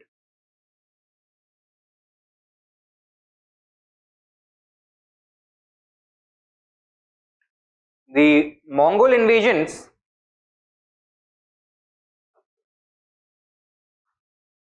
also affected the Indian society in a significant manner.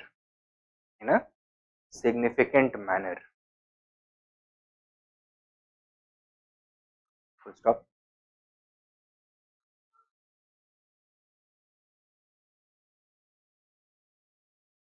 A number of foreigners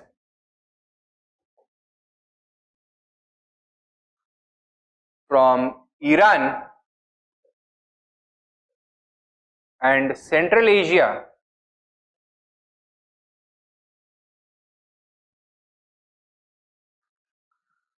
arrived and settled in India after escaping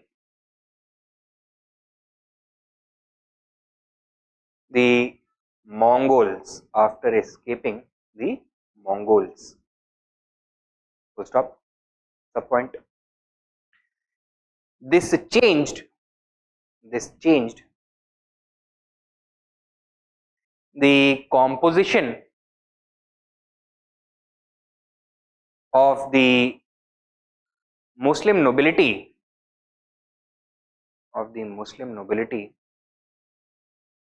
in a drastic manner. in a drastic manner. So earlier the sultans had to rely only on the support of the Turkish nobles. Now they could take the services of other groups of the nobility. ठीक है, तो क्या लिखा है अभी आपने?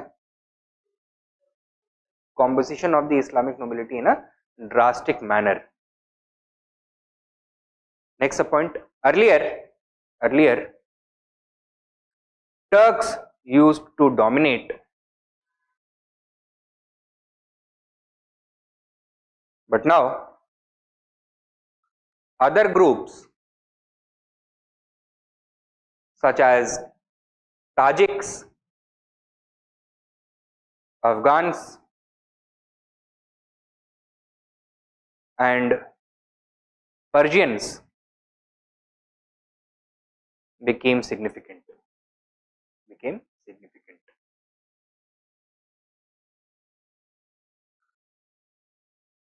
Next point. Similarly, the Mongol invasions were also culturally significant.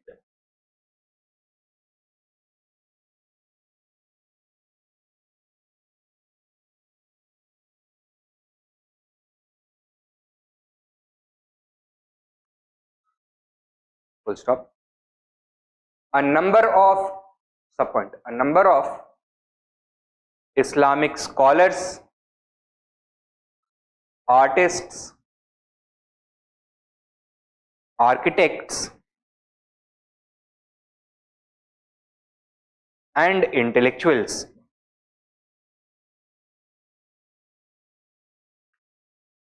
fled from the Mongols and took refuge in India. Fled from the Mongols and took refuge in India. Full stop.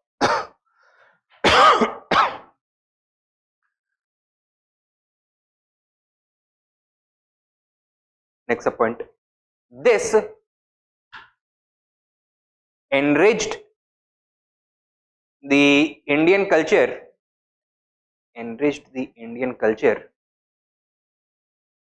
significantly,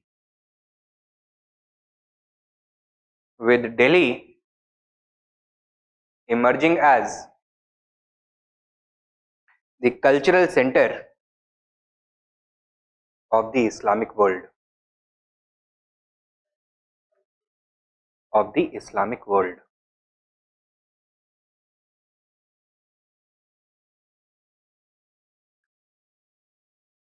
Now, within Islam also a major cultural change took place because of the Mongol invasions. The Turks जिन्होंने दिल्ली सल्तनत को establish किया था, they were Sunni Muslims. ठीक है, तो India में इस्लाम को इनिशिएट सुन्नी फेथ के अंडर किया गया था. However, with the Mongol conquest of Persia, a number of Shia Muslims also fled and settled in India, thus bringing the Shiite doctrine to India as well in a significant manner, and this led to greater diversity. Okay, write down. Next point. Further, the influx of Persians to India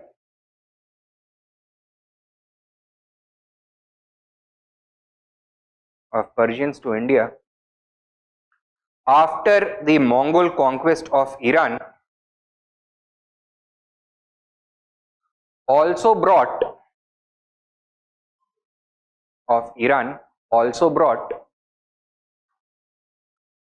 the Persian culture and Shiite doctrine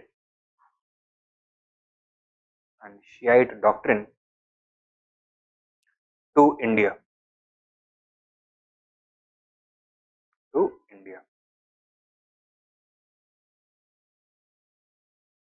ठीक है,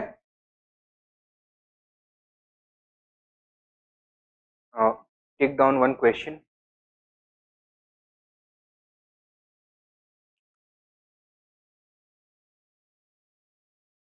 discuss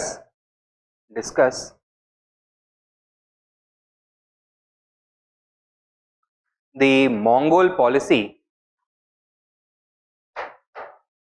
of the Sultans of Delhi.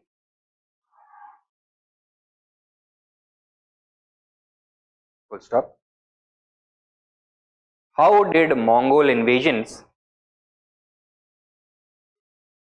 of the Sultans of Delhi, full stop, how did Mongol invasions influence Indian history? Influence Indian history. How did the Mongol invasions influence Indian history? Question mark. 200 words.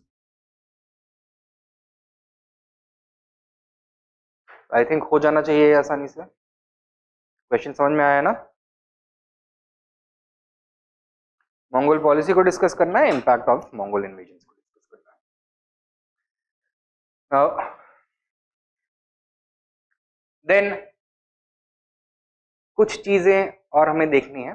For example the land revenue system under the Delhi Sultanate. What was the philosophy behind land revenue? How it was administered? How did it evolve over time? ये सब हमको देखना है. Now, the basic structure for the land revenue system of the Delhi Sultanate was provided by the Kitab ul Kharaj.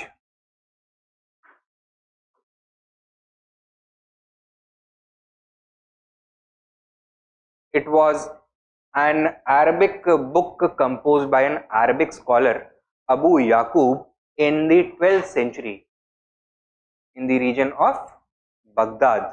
Okay?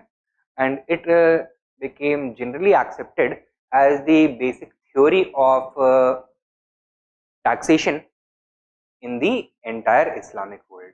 So, अभी लिखवा दूंगा अबू याकूब.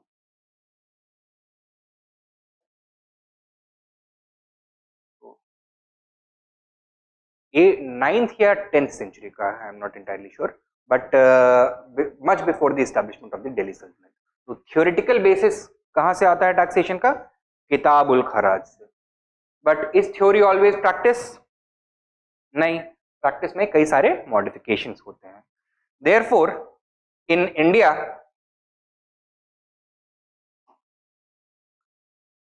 The land revenue system of the Islamic world was applied with several modifications.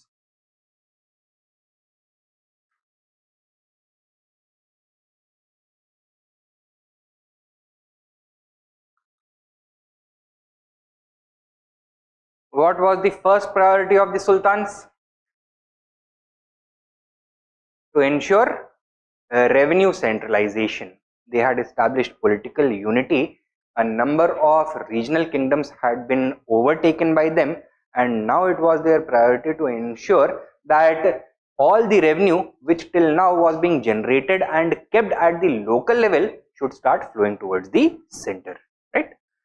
And for that they introduced the ICTA system.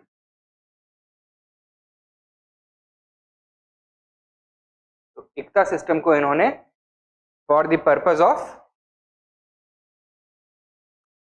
revenue centralization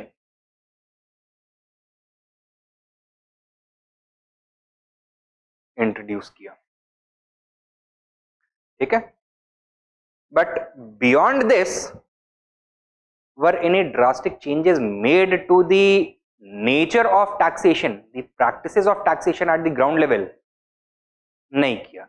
So as long as revenue from the rural areas continued to flow towards the center, they did not interfere with the taxation system. They did not make any attempts to bring about any changes, reforms in the taxation system. जो पुराना कायदा था वही चलते रहेगा. That revenue assessment and collection was left to the local elite, the local nobility. Usually they were Hindu. तो एक hierarchy develop हो गया इन the taxation system. First of all the pageantry, followed by the local Hindu nobles, above them the provincial Muslim nobility, and at the center the crown and the imperial nobility. ठीक है. And ये एक channel बन गया for revenue centralisation. First drastic change किसने किया in the taxation system?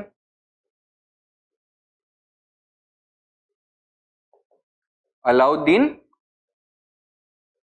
Khilji ने. क्या चेंज किया? फर्स्ट ऑफ ऑल, जो टैक्स एग्जेम्प्ट लैंड ग्रांट्स थे such as inam, milk, waqf, idrar, etc., all of them were confiscated and given the status of khalisa land.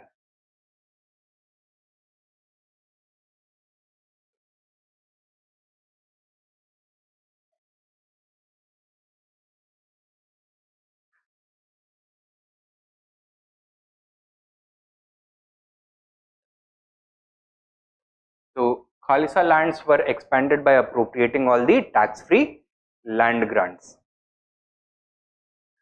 Secondly, he introduced the system of survey and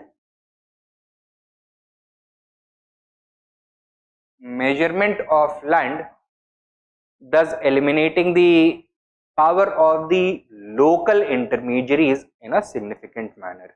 He, for the first time, introduced a direct link between royal administration and the general peasantry. Thirdly, he also abolished the taxation privileges of the nobility.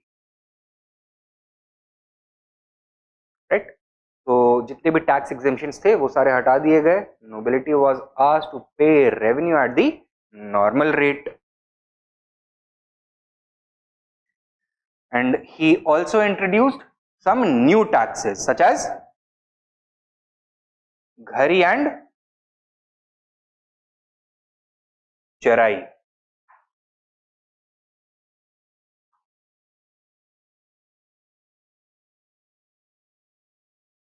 ठीक है.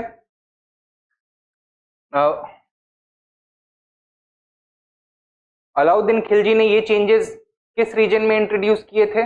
इन the core region of the empire और the new areas of conquest? No, in the core regions of the empire only, where it could practically be implemented, जहां पे already administration इतना solid हो ये possible हो सके इम्प्लीमेंट करना.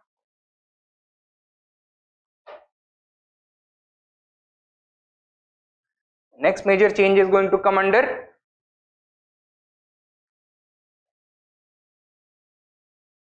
Ghiyasuddin Tughlaq.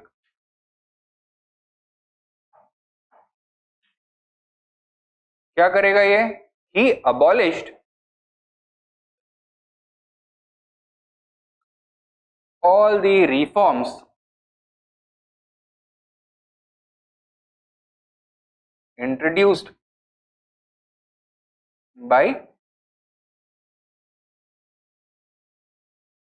Alauddin Khilji.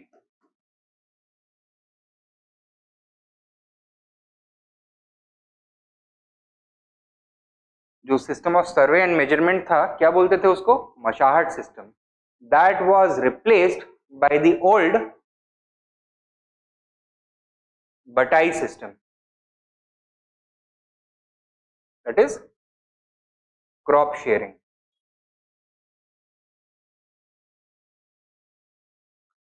Both the assessment and collection of revenue was made the responsibility once again of the local intermediaries. So local intermediaries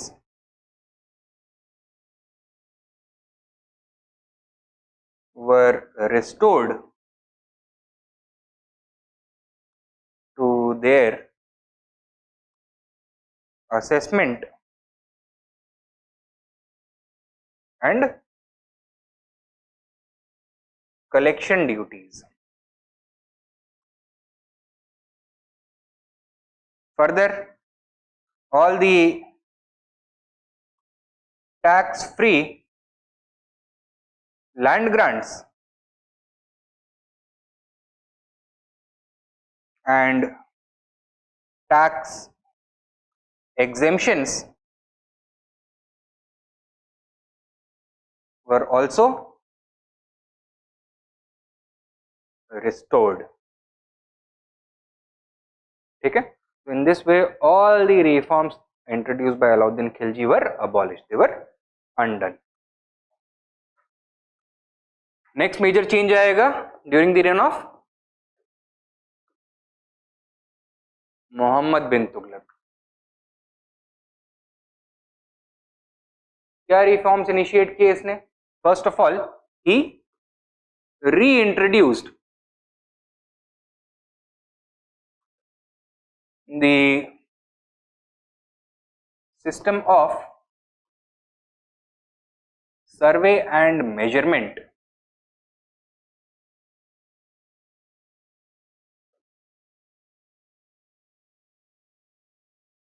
across the empire. तो जो अलाउद्दीन खिलजी का मशाहट system था, that was introduced once again by Muhammad bin Khilji, and while Alauddin Khilji had kept it confined only to the core region, ये हर जगह पे लगा देगा, both in north as well as south India. ठीक है, तो एक ये चेंज किया इसने. दूसरा चेंज क्या किया? He also introduced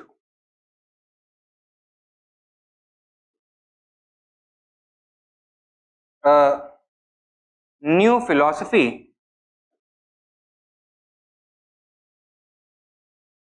of taxation.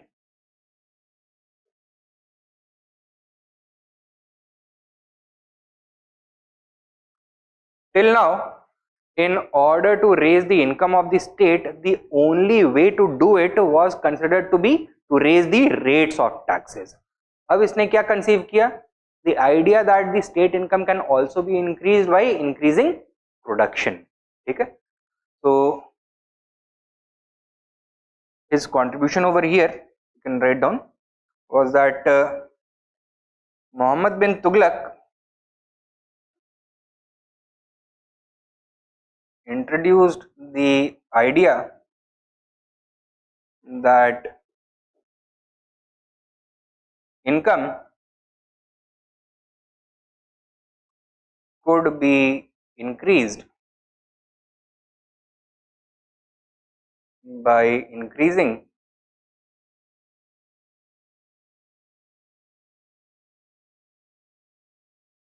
production as well.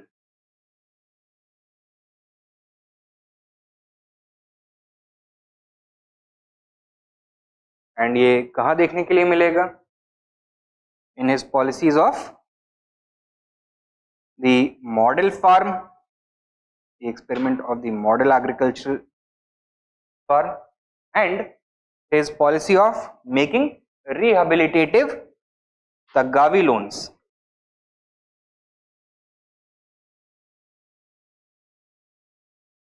In order to revive agriculture in suppressed areas.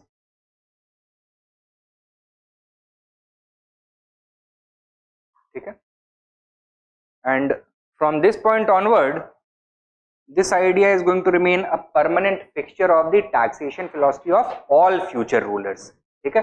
तो शेर शाह की फिलॉसफी में भी, फिरोज शाह की फिलॉसफी में भी, अकबर की फिलॉसफी में भी यही एलिमेंट देखने के लिए मिलेगा. That to increase the revenue income, not only focus upon increasing the rates, but also encouraging agricultural production. ठीक? Next major change, Firoz Shah Tughlaq. क्या देखने के लिए मिलेगा? The element of continuity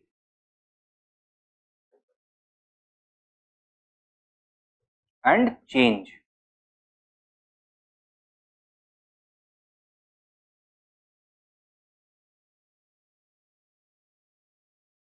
Continuity कैसे? Once again, Firoz Shah Tughlaq also encouraged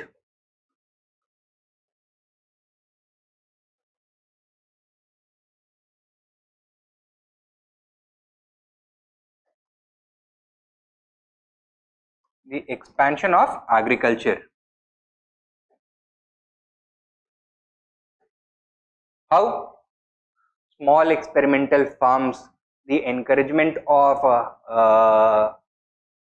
higher value crops, right? The construction of irrigation works to promote agricultural expansion, etc. इस तरह से ये agriculture expansion को expand करता रहेगा, encourage करता रहेगा. This was a carry forward from the reign of Muhammad bin Tughlaq. लेकिन change क्या किया? मोहम्मद बिन तुगलक ने क्या कंसीव किया था?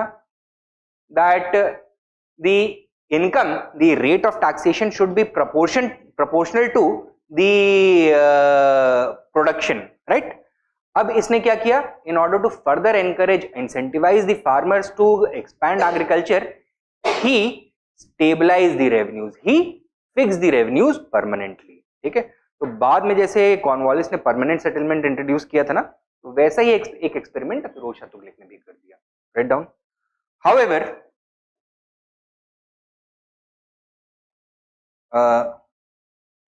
major change was to de-link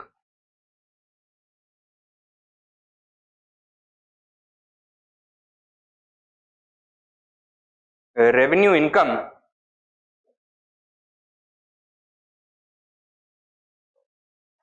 from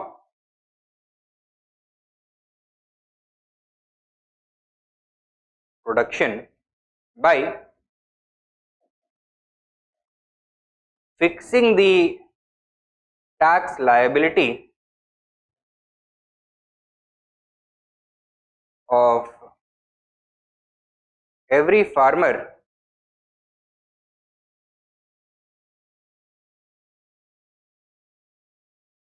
permanently.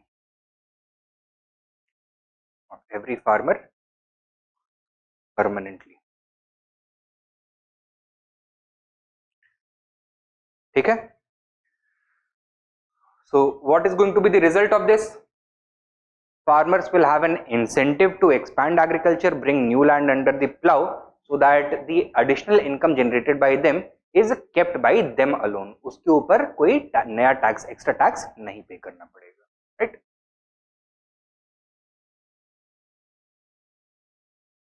Finally, you can write down. In this way, the revenue system of the Sultanate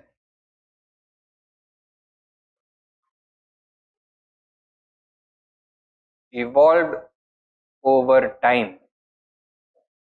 Evolved over time.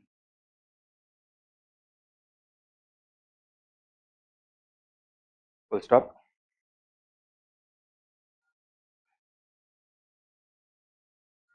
It was never static.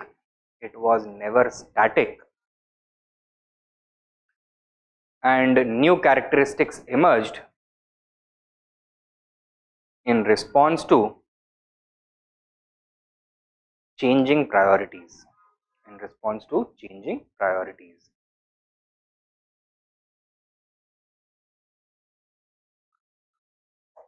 Question: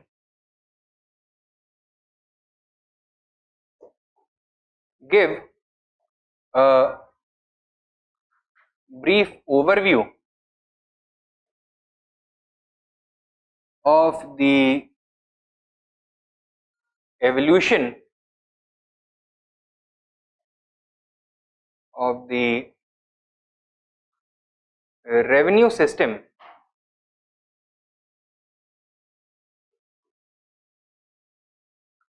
during the Delhi Sultanate. Full stop. Highlight the elements of change and continuity.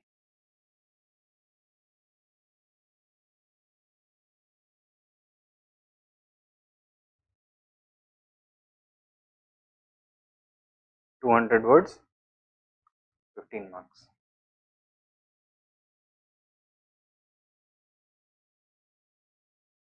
तो ये change and continuity आपको कहाँ कहाँ पे दिखाना होगा? In comparing the revenue policies of the individual sultans,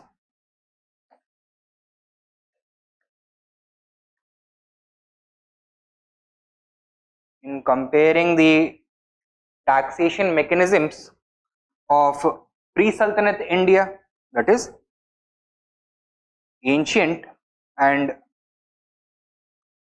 early medieval India, उसमें क्या similarities और differences हैं, and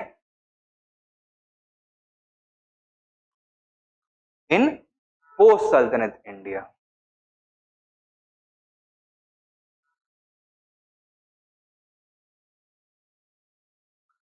तो during, before and after the सल्तनत आपको चेंज और कॉन्टिन्यूटी के एलिमेंट्स को हाईलाइट करना है.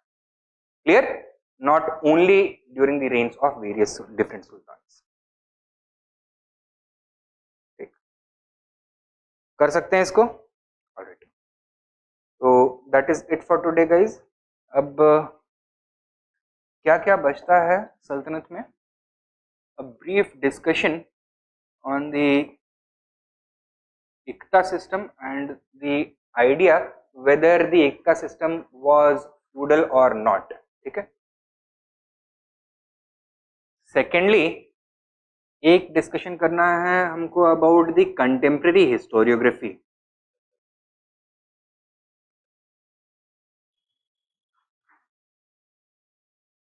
तो जो हिस्टोरिकल क्रॉनिकल्स हैं, मालफूजात टेक्स्ट हैं, we have to see why did historiography emerge as a major field of study in India suddenly after the establishment of Turkish rule, Islamic rule.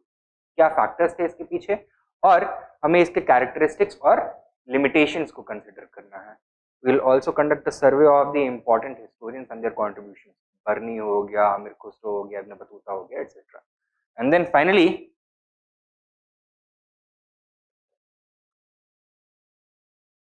architecture of the Sultanate period.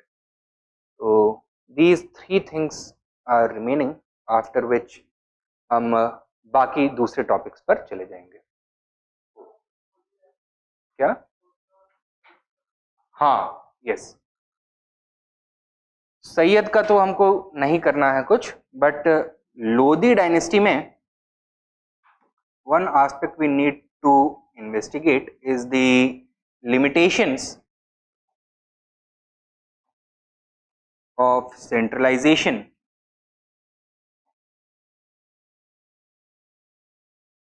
under the Afghans. ठीक है. तो in fact ये जो architecture है इसको हम इसके बाद डिस्कस करेंगे. पहले इसको डिस्कस करेंगे, बाद में इसे डिस्कस करेंगे. एंड फॉलोइंग दैट वील सी कि पहले भक्ति कवर करना है या फिर विजयनगर बहमनी कवर करना है. ठीक है. तो that is it for today. आज जो हमने कवर किया है दो टॉपिक्स, एक तो मंगोल पॉलिसी, दूसरा लैंड रेवेन्यू सिस्टम. इसमें कोई डाउट्स तो नहीं है? अच्छा, we also concluded the discussion on the third urbanisation. कुछ क्वेश्चंस उसके बारे में देखे थे, वो हो जाएंगे ना. चलिए, ऑनलाइन स्टूडेंट्स नेक्स्ट टेस्ट अगले वीक रख लेते हैं. Next test Sunday.